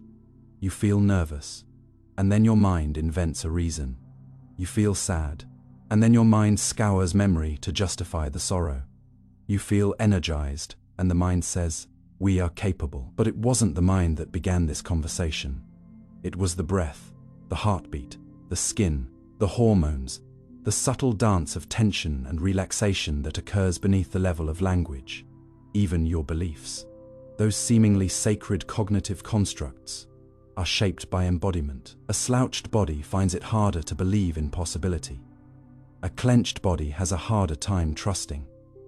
A body in pain becomes skeptical. A body in ease leans toward optimism. And so much of what we call mindset is, in fact, muscle tone. So much of what we call clarity is circulation. So much of what we call emotion is physiology, echoing through perception. This is not metaphor, it is neurology. The vagus nerve, for instance, carries information from the body to the brain in a ratio of 80 to 20. 80% of the traffic is bottom-up, not top-down. The gut, often called the second brain, holds more neurons than the spinal cord, and its signals reach the brain faster than thoughts can form. The immune system influences mood. The endocrine system colors thought. Even the bacteria in your gut can influence anxiety, decision-making, and memory. The body is not a messenger for the mind. The body is a mind, older, more primal, more honest. It processes the world through sensation and movement, long before the cerebral cortex begins its analysis. And this body-mind dialogue doesn't stop with mood or thought. It shapes identity itself. Who you think you are is deeply rooted in how you move, how you breathe, how you carry tension, how you digest food, how you sleep, how you physically exist in the world. The stories you tell yourself are not just cognitive, they are somatic. That is why trauma lives in the body long after the mind has rationalized it. That is why healing can sometimes come not from insight, but from breathwork, from dance, from shaking, from screaming, from stillness, practices that bypass narrative and speak directly to the flesh. Your body remembers what your mind forgets, and sometimes your mind refuses to admit what the body screams. You say, "I'm fine," as your chest tightens. You say, "I've moved on," as your stomach churns. When you see their name, you say, I'm not scared, as your breath gets shallow and fast. The mind lies, the body rarely does, and yet, in this culture, we are trained to ignore it, to live from the neck up, to distrust sensation, to override fatigue, to pathologize emotion, to worship the intellect. We drink coffee to silence tiredness, take pills to suppress anxiety, distract ourselves to avoid stillness, treat bodies as machines that should obey the mind at all costs. But the cost is high. We become disembodied. We lose the ability to feel the truth. We make decisions from the head that the heart cannot follow. We enter relationships the nervous system doesn't feel safe in. We stay in jobs our gut tells us are wrong. We chase goals that our bones know are hollow, and then we wonder why we're exhausted, anxious, numb. The remedy is not in thinking harder. It is in coming home, to the body, to the breath, to the place where you began. It is in realizing that wisdom doesn't always speak in language. Sometimes it trembles. Sometimes it tightens. Sometimes it cries out through skin and sweat. Sometimes it says nothing and waits for you to notice, to listen, to return. When you learn to hear the body, you begin to see the mind differently, not as a tyrant, but as an interpreter, not as a pilot, but as a passenger, riding the waves of internal states it barely understands. And in that humility, a new kind of intelligence is born, one that doesn't dismiss feeling, one that doesn't override instinct, one that doesn't fear emotion, one that honors the ancient truth, that the body is not a cage for the mind. It is the source. It is the soil. It is the pulse that makes the music of thought possible. To be fully alive is to reclaim the body not as a tool, but as a teacher to move, not just for fitness, but for clarity, to rest, not just for recovery, but for revelation, to breathe not just to survive, but to remember who you are beneath the noise. And in that remembrance, you reconnect to a power deeper than willpower, deeper than intellect. A knowing that precedes language, a wisdom that was always yours, but never asked for words. You stop asking your mind for permission to feel. You stop treating the body as something to fix or force. You begin to collaborate. You begin to trust. And slowly, the divide dissolves. The mind quiets. The body softens. The false hierarchy falls. And what rises in its place is something true. A self not split in two, but whole, moving in harmony, alive not just in thought, but in every breath, every step, every sacred, embodied moment. Consciousness is just the tip of the mental iceberg. What if everything you believe to be the fullness of your mind, the thoughts that narrate your life, the voice that argues inside your head, the stream of decisions you claim as yours, the intentions you hold onto with conviction, are nothing more than the faintest ripple upon the surface of something unfathomably vast, something deeper, darker, and stranger than consciousness could ever admit?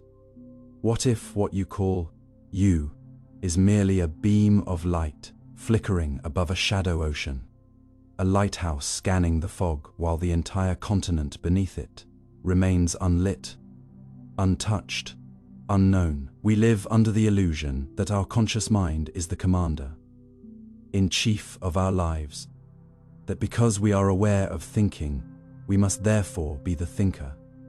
But this is the most beautiful delusion of them all, because consciousness is not the mind. It is its glimmer, its shimmer, its echo. It is the tip of the mental iceberg, the part we can see, while beneath the surface churns a monstrous, magnificent machinery, silent and relentless, sculpting our desires, scripting our reactions, shaping our fate before thought even begins. Beneath awareness lies the subconscious, and beneath the subconscious lies the unconscious, and beneath that lies something older still, a layered strata of mental reality built through biology, memory, instinct, trauma, intuition, ancestral echoes, and forces without name. You are a mind built atop other minds, and only a fraction of this cathedral is illuminated by your conscious torch. You may think you are the one steering your choices, but how often have you caught yourself acting before deciding, speaking before thinking, feeling before understanding? How often have you woken from a dream that knew things you didn't know you knew? How often have you felt certainty in your body, while your logic protested in vain? These moments reveal the lie, that consciousness is captain, when in truth, it is a translator, a press secretary, a latecomer who arrives to narrate choices already made by layers of your mind that you cannot see. Consider that your visual cortex processes information before you see anything, that your limbic system reacts to threat before you comprehend it, that your motor cortex prepares movements before you consciously decide to act. Consider that you can solve problems in your sleep, that you can fall in love against your will, that your gut can scream no even as your words say yes, that your memories lie and your intuitions tell truths you can't explain. What is this mind that exists beneath your thoughts? What is this hidden world that lives within you but beyond your awareness? It is not empty, it is a storm. It is a library with sealed doors. It is a machine humming through your every waking hour, drawing from every book you've ever read, every gesture you've ever absorbed, every scar you forgot to count. It remembers what your conscious mind refuses. It keeps score, it protects, it punishes. It perceives threats in smiles and possibilities in shadows. It holds your shame in your posture, your longing in your breath, your deepest truths in forgotten dreams. And this iceberg, this mental mass below the surface, is not passive, it is active. It makes decisions, it predicts, it filters what consciousness is even allowed to see, because you don't perceive reality. You perceive a version of reality curated by what lies beneath. You are allowed to notice what your unconscious permits. You are allowed to desire what your submerged self has associated with safety or survival. You are allowed to remember what fits the story your hidden mind has been writing since childhood, and everything else, it stays in the dark.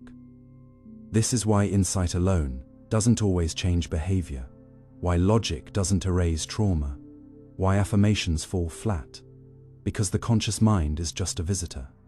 The power lives below. And yet, instead of descending into this depth, we cling to the surface. We worship consciousness as the throne of the self. But consciousness is not a throne, it is a window, and the view is small. The illusion of singularity, the idea that you are one coherent self, relies entirely on this window staying closed. But the moment you dare to open it, you begin to feel the wind of multiplicity, the chaos of contradiction, the truth that you are not a self but a system, not a point but a process. You are many voices, many urges, many histories. You are the battle between instinct and reflection, between impulse and restraint, between who you were told to be and who you secretly are. The unconscious is not simply below the mind, it is the mind, and consciousness is its mask. But this mask is thin, it slips, and when it does, when you dream, when you dissociate, when you act against your own interests, when you sabotage your own goals, what rises is not a failure of willpower, but a glimpse into the deeper mind asserting itself. You are not weak when your emotions override your logic. You are not irrational when your past hijacks your present. You are not broken when you feel things you cannot explain. You are human, and humanity is an iceberg. Knowing this changes everything, because to be whole, you cannot live only in the light. You must descend, you must explore. You must learn to speak the language of the depths, symbol, sensation, story, dream. You must enter the unconscious not as an enemy, but as a teacher, because beneath the surface lives your pain, but also your wisdom, your fear, but also your instinct, your trauma, but also your creativity. Beneath the surface lives the version of you that remembers what the conscious mind has tried to forget, that you are not in control, but you are not lost, that you are not unified, but you are not fractured, that you are not logical, but you are not insane. You are layered, complex, alive. And in that depth lies your power. The conscious mind can only reframe, but the unconscious can rewire. It can heal, it can integrate. It can bring home the parts of you that have been exiled into darkness. But only if you listen, only if you allow yourself to sit in silence long enough for the other voices to speak. Only if you stop mistaking the tip of the iceberg for the whole. You will never know all of who you are. And that's okay. You are not meant to. You are meant to explore, to feel, to descend, to be surprised by your own depth, to weep over wounds you never knew you carried, to feel joy erupting from places long thought dead, to find, in the coldest waters of your psyche, not monsters, but the missing parts of your soul. So let consciousness be your compass, but know that the journey will always lead downward into the submerged cathedral of your own being. And when you arrive there, trembling and awake, you will understand you were never shallow. You were never just a mind. You were always an ocean pretending to be a wave. You can't remember the moment you became you. What if the most fundamental mystery of your existence, the exact instant you became you, is something you can never remember? Not because it was unimportant or imperceptible, but because it marked the birth of the very system tasked with doing the remembering. What if your entire life is a movie you stepped into mid-scene, aware of the unfolding drama, but never of the moment the projector flickered to life? You look back across the landscape of memory and see snapshots. Your first day of school, the scent of a particular season, a childhood laugh that echoes through years. But no matter how far you reach, there is no doorway labeled beginning, no timestamp for selfhood, no moment when the curtain rose on you. And this is not forgetfulness, it is architecture, because the self, the I that narrates, decides, reacts, and reflects, is not a light switch that flipped on, but a slow and silent dawn. And you were not there to witness it, because you had not yet formed. The brain was building a center long before the center could notice the construction. Neurons were wiring, sensory experiences were flowing in, and patterns were being laid down, not with intention, but with inevitability. A network was growing toward cohesion, and at some unknowable threshold, consciousness emerged not as a thunderclap, but as a whisper, I am. But the whisper did not echo backward, it only moved forward. And everything before that moment, those first cries, first sensations, first bonds, remained sealed in the vault of pre-self. You can't remember the moment you became you because memory requires an observer. And before that moment, there was no one to hold the camera. The footage exists, but no one was watching. And so you spend your life building a narrative around an invisible axis, imagining continuity, inventing origins, anchoring to dates and facts and photos. But none of these reveal the moment, because the moment is not in them. It was never recorded. It was never witnessed. It is the breath you took before you had lungs, the note you hummed before your vocal cords formed. It is the most intimate part of your identity, and yet it is entirely inaccessible. You cannot remember becoming you, but you feel that you are. And this paradox sits at the heart of every philosophy, every faith, every theory of mind. What is the self if it cannot trace its own arrival?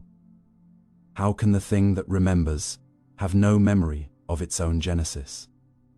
You are a mystery to yourself, and always will be. And yet, from that mystery, everything arises. You trust the continuity of your selfhood, as if it were a solid bridge. But it is more like a rope suspended in fog taut, trembling, but anchored to a beginning you'll never see. And you are not alone in this. Everyone you've ever known, your parents, your lovers, your enemies, was born into the same forgetting. Each of them believes in their own identity, yet none of them can remember where it truly began. This is not an error, it is a design, because selfhood is not a thing, it is a process. It is not an object stored in memory, but a storyteller born of memory. And story always begins mid-sentence. You became you not in a flash, but through 1,000 unnoticed transitions. Neurons firing in new patterns, faces becoming familiar, a body becoming felt from the inside. And still, your conscious mind insists on a clean start. It wants a border, a frame, a chapter 1. But there is none, only emergence. Only a gradual there-ness so slow and soft it never stamped itself in time. You search for it like a scent on the wind. But all you ever find are echoes. A photograph of you before you knew what photographs were. A lullaby you do not remember hearing, but that shaped your emotional map. A scar you cannot explain. A comfort that never had a name. These are not memories, they are fossils. Evidence of a self forming in the dark. And when you grasp this, truly grasp it, something profound happens. You begin to forgive yourself. For not knowing why you are the way you are, for not remembering how certain wounds began, for not being able to trace every fear to a source. Because you are not built on memory, you are built on mystery. And this mystery is not emptiness, it is richness. It is the soil in which all self-awareness grows. You are not less whole for not knowing your origin. You are more complex, more honest, more human. And perhaps the greatest humility is to accept this. To live with the knowledge that the most important transformation of your life happened behind your back. That the self is a house you woke up inside, with no recollection of the blueprints. That the light you see the world by is one you did not ignite. And still, you live. You breathe, you remember, you imagine. You suffer and love and change. And that change is your only proof of self. Not a remembered beginning, but a continued becoming. You are not defined by where your story started, but by the fact that you are still writing it. Still discovering who the main character is. Still realizing that the one who watches the mind is not the one who began it. This is not a tragedy. It is a wonder, because if you can't remember becoming you, then perhaps you are still becoming. Perhaps every moment is a fresh arrival. Perhaps the self is not a fixed point in time, but a continuous unfolding. And if that's true, then you are not bound by your past. You are not trapped by your earliest chapters. You are not the product of a single moment, but the momentum of many, the wave, not the stone, the song, not the note. And in that realization, there is freedom, freedom to change, to forgive, to grow, to shed identities that no longer serve you, to become someone your earlier self could never have imagined. So stop searching for the moment you became you. It is not back there, it is now, it is always now, because becoming is endless. And you, beautiful as you are, have only just begun. You can be conscious of being unconscious. What if the strangest thing about consciousness is not that it exists, but that it can vanish while still knowing it has vanished? What if there are moments when you remain aware that awareness itself is slipping, like a candle watching its own flame go out, like an eye that sees itself blink from the inside? What if you can, for a breathless second, be both asleep and watching yourself sleep, both thinking and aware that the thoughts are no longer yours, both present and dissolving, neither here nor entirely gone, a ghost of attention watching the collapse of attention itself? The idea that consciousness is a light switch, on or off, waking or dreaming, focused or absent, is a comforting fiction, because the truth is far less stable and far more unsettling. You can be conscious of being unconscious. You can stand on the fading shoreline of self and feel yourself slipping beneath it, still narrating, still witnessing, as the world recedes like tide pulled by an invisible moon. It happens when you're falling asleep and suddenly realize the thoughts in your head are no longer logical, that the characters in your inner monologue are no longer your own. Yet some part of you remains, watching the nonsense unfold like an audience trapped behind glass. It happens when you drive home, arrive, and realize you remember nothing of the road, nothing of the decisions, the turns, the timing. And yet you were there, weren't you? Some sliver of you was alert enough to obey stop signs, and yield to pedestrians, a pilot behind the pilot. It happens in trauma, when you feel yourself disconnecting from your own body, the moment splitting like ice, one part of you screaming, and the other floating above, detached, observing the scream as if from a ceiling corner. It happens in meditation, when the mind becomes so quiet, it becomes empty, and in that emptiness, something remains. Not thought, not identity, but something that knows it is there. It happens when you are deeply intoxicated, or under anesthesia, or lost in music, or consumed by awe, and suddenly become aware that your awareness has changed, that you are no longer the thinker, but the echo of thinking. These are not edge cases. They are the edges of a truth most of us sense, but never name. Consciousness is not binary. It is layered, fragmented, fluid. It shifts and slides and loops back on itself. And most hauntingly of all, it can observe its own absence. You can be aware of slipping into a dream. You can be aware of forgetting. You can be aware of the moments when your awareness fades and your unconscious takes the wheel. And then, much later, aware that it did. What kind of thing is this? This mind that can split in two and watch itself vanish. Most systems in nature fail silently. They break, they stop, they die. But consciousness doesn't stop. It surrenders and tells you as it does. It leaves notes for itself. It whispers from the edges. It does not just go unconscious, it narrates its descent. And in that narration, a strange paradox emerges. You can be conscious of being unconscious. This is not a riddle. It is your life.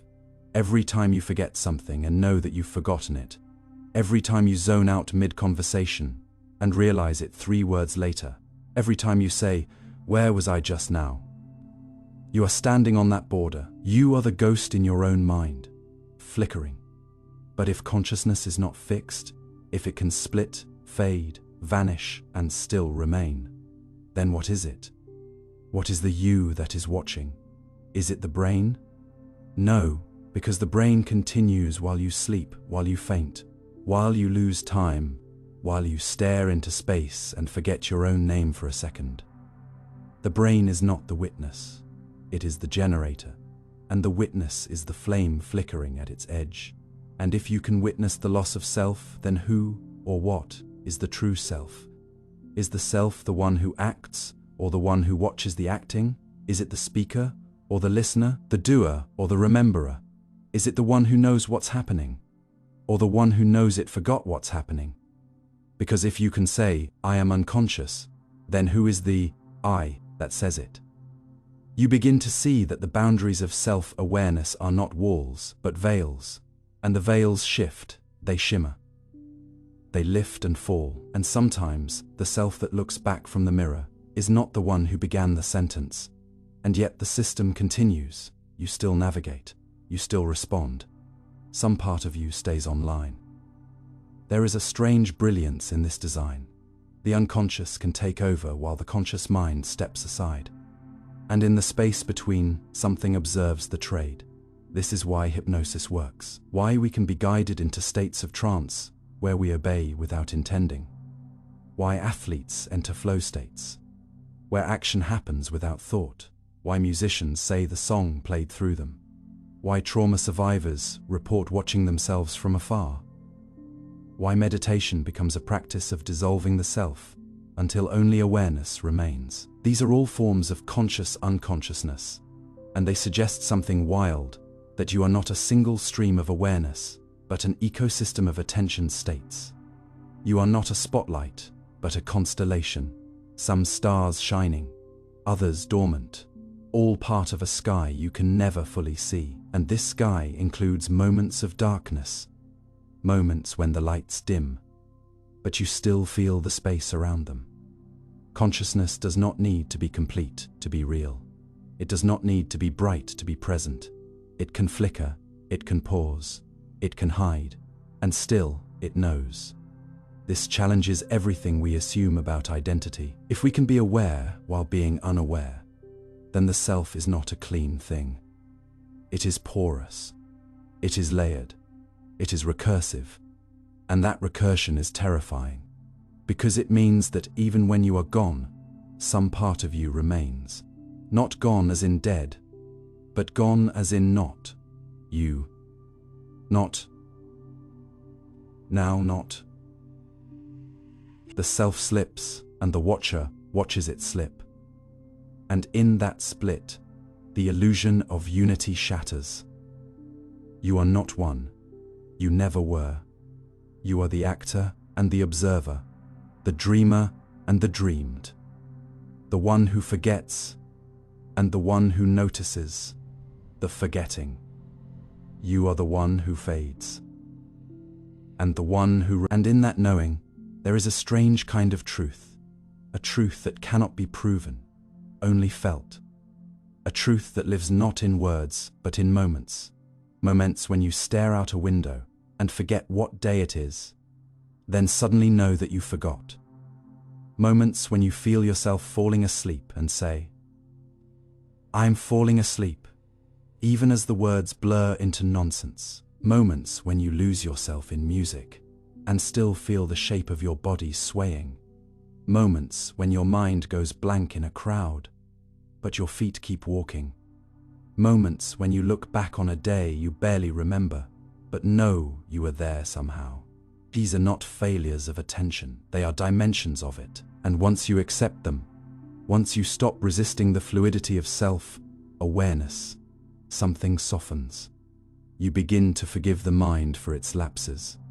You begin to respect the unconscious for its labor. You begin to marvel at the fact that anything is ever remembered at all, that the self can flicker and still be held, that consciousness can vanish and still know that it did. You are not broken when you forget. You are not weak when you zone out. You are not lost when your mind drifts. You are simply human, a creature who can know without knowing, who can witness without clarity, who can disappear without being entirely gone. And maybe that's what makes consciousness so sacred. Not that it stays constant, but that it returns. Not that it is perfect, but that it reflects. Not that it commands, but that it watches. You are the watching, even when there is nothing to see, even when the lights go out, even when the thought slips away mid-sentence. Even then, you are there mysteriously, conscious of your own unconsciousness. And that is not the end of awareness. That is the beginning of something deeper, something truer, something eternal. Your personality can be changed by brain damage or electrical stimulation. What if the person you believe yourself to be, the quirks you defend, the preferences you cling to, the temperament you explain away with astrology, upbringing, or fate, is not an unchangeable truth written into the core of your being, but a delicate arrangement of circuits, chemicals, and fragile patterns that can be shifted, dismantled, or rewritten entirely with nothing more than a sudden blow to the head or the precise flicker of an electrical pulse? What if personality, that treasured sense of who you are, your humor, your patience, your anger, your empathy, is not a soul shining through the body, but an emergent property of the brain's machinery, vulnerable to injury, illness, or deliberate manipulation, as malleable as clay in the hands of biology? This is not metaphor. This is not theory. This is reality.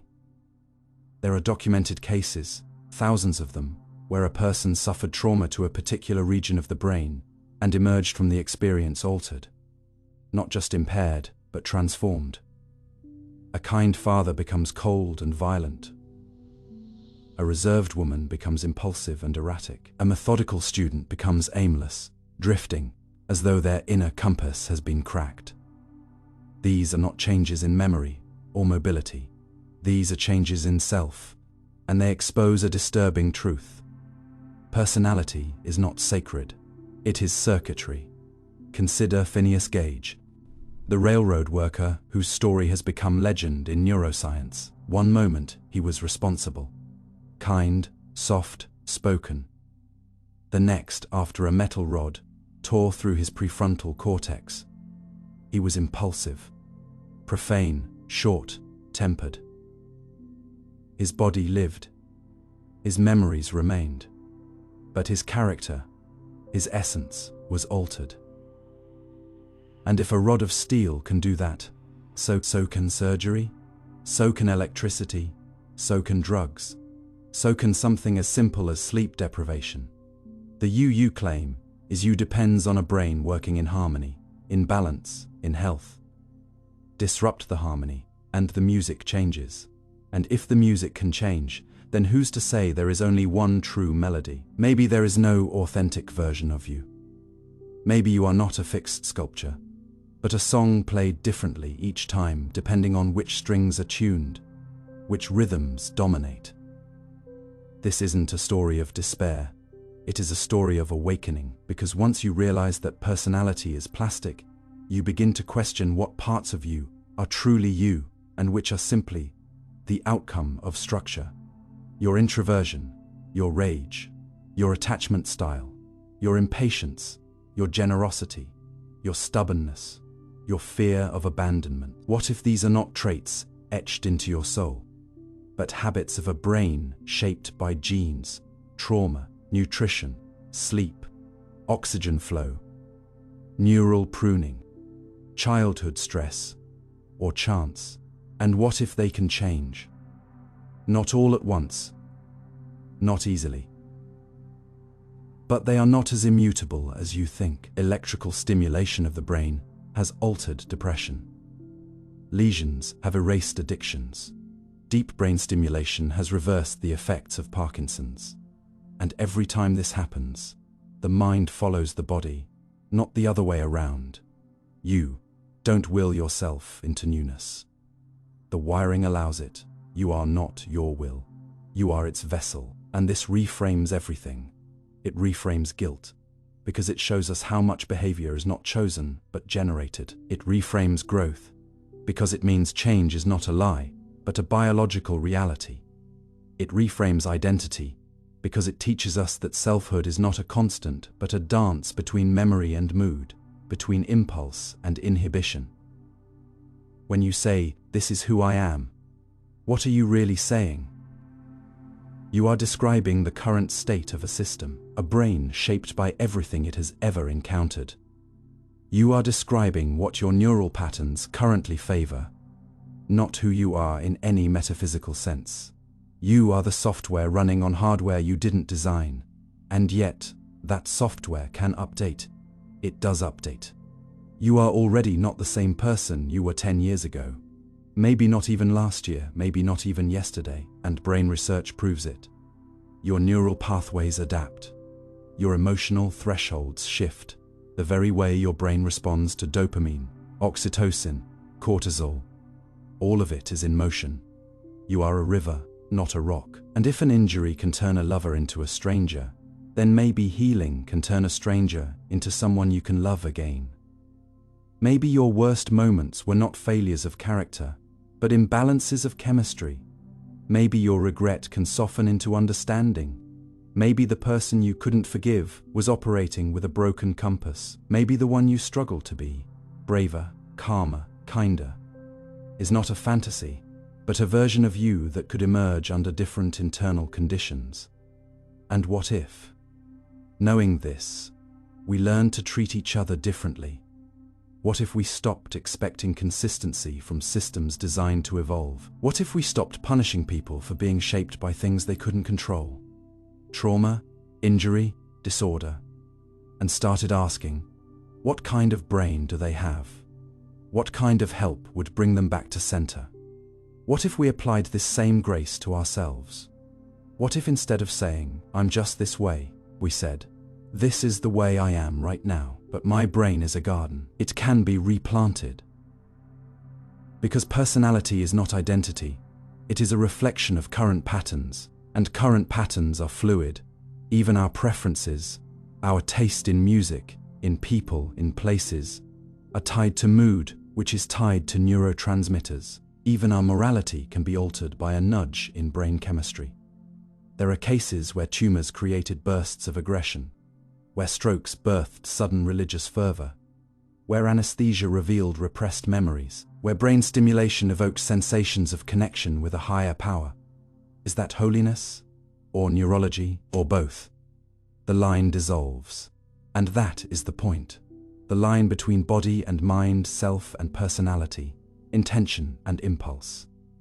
It all dissolves when you look deeply enough. The soul may be real, but the expression of it, the part we live through, is endlessly shaped by flesh and fire and fragile circuits. And so, you are not just a mind in a body, you are a mind made by a body. And every injury, every stimulation, every sleep cycle, every meal, every touch, every scar, it all changes the way that mind expresses itself. You are not one person. You are many, and those many are versions shaped by shifting conditions. And knowing this is not frightening. It is freeing. Because it means you are never stuck. You are never just one version. You can always become again. Always. Even after damage. Even after forgetting. Even after loss. Because identity is not a place. It is a path. And you are walking it, every second, What you consider, you can shift across time and contexts. What if the person you were this morning is no longer the one sitting here now? And the voice you hear narrating your thoughts is simply a ghost stitched from yesterday's illusions? What if the self, the one you fight to define, defend, protect, is not a fixed sculpture of truth, but a flickering flame shaped by the winds of context, time, memory, and need? You think you are one being, constant and continuous, a thread woven through time from your earliest memory to this very moment. But look closer, closer than comfort allows, and you'll begin to see the cracks in the mask you call you. The truth is, your identity is not a statue, but a mirage, a collage of fragments rearranged in response to who is watching, what is expected, what you remember, what you've forgotten, and what you need to survive the moment. Who you are is not only who you believe yourself to be, it's also who others believe you are, and who the world gives you permission to be. Your selfhood shifts subtly when you're with your parents, with a lover, with strangers, or alone. You laugh differently depending on the room. You hold your body with different angles when you're being admired, threatened, ignored. And beneath all these variations lies no singular truth, only a story in progress, rewritten with every breath you take. Even your memories, those sacred monuments to your past, are not reliable witnesses, but co-conspirators, reconstructed every time you recall them, edited to align with who you think you are today. You don't remember your childhood. You remember the last time you remembered it. The self is a performance for an audience that keeps changing. Sometimes others, sometimes your past, sometimes the future you're trying to impress, or the fear you're trying to outrun. Neuroscience tells us that the brain houses no central command, no single control room labeled I. Instead, what we call the self is the synchrony of countless processes. Memory recall, emotional resonance, social context interpretation, language processing, braided together like a temporary symphony. When the music stops, so does the self. You exist, not as a thing, but as a process. You are verb more than noun, and that verb changes tense. In trauma, the self can fragment. In grief, it collapses. In love, it expands. In isolation, it curls inward. But in each of these, you call it me. Even though the contours of that me mutate with every shift in your world. You are the child who believed in magic, the teenager who wore armor made of sarcasm, the adult who tries to be gentle because the world has already been too cruel. Which of these is the real you? None and all. You are not a chapter, but the entire book being rewritten as it's read. And still, there's comfort in continuity. You need the illusion of a core self to navigate the chaos. You say, that's not like me when you betray your values. But who defines that me you do, and you change it? You make excuses for your behavior. I was tired, stressed, not myself. But who were you then, if not you? Identity isn't a fixed object. It's a lens, and lenses distort. You can love someone deeply and still hurt them. You can be honest in one context and deceptive in another. You can be brave in daylight and terrified by nightfall. You shift to survive. This is not hypocrisy. This is humanity. The self is adaptive, elastic, fluid, and that's what makes it beautiful. But it also makes it dangerous. Because if your identity is so malleable, what anchors you? What keeps you whole? For some, it's ideology. For others, relationships, religion, purpose. But even these are prone to erosion. Your beliefs evolve. Your values twist in the winds of experience. The people who once defined you drift away. You hold on to fragments of who you used to be, because letting go feels like death. But maybe that death is necessary. Maybe the self must constantly dissolve to be reborn, like a snake shedding its skin, or a star collapsing into something new. You are not the person you were 5 years ago, 5 weeks ago, or even 5 minutes ago. Every heartbeat redraws you, every conversation remixes your chemistry, and every silence rearranges your narrative. You don't carry your identity like a suitcase. You wear it like mist. It clings, then vanishes. In one room, you are confident. In another, invisible. In crisis, you become primal. In peace, poetic. Your tone changes. Your thoughts change.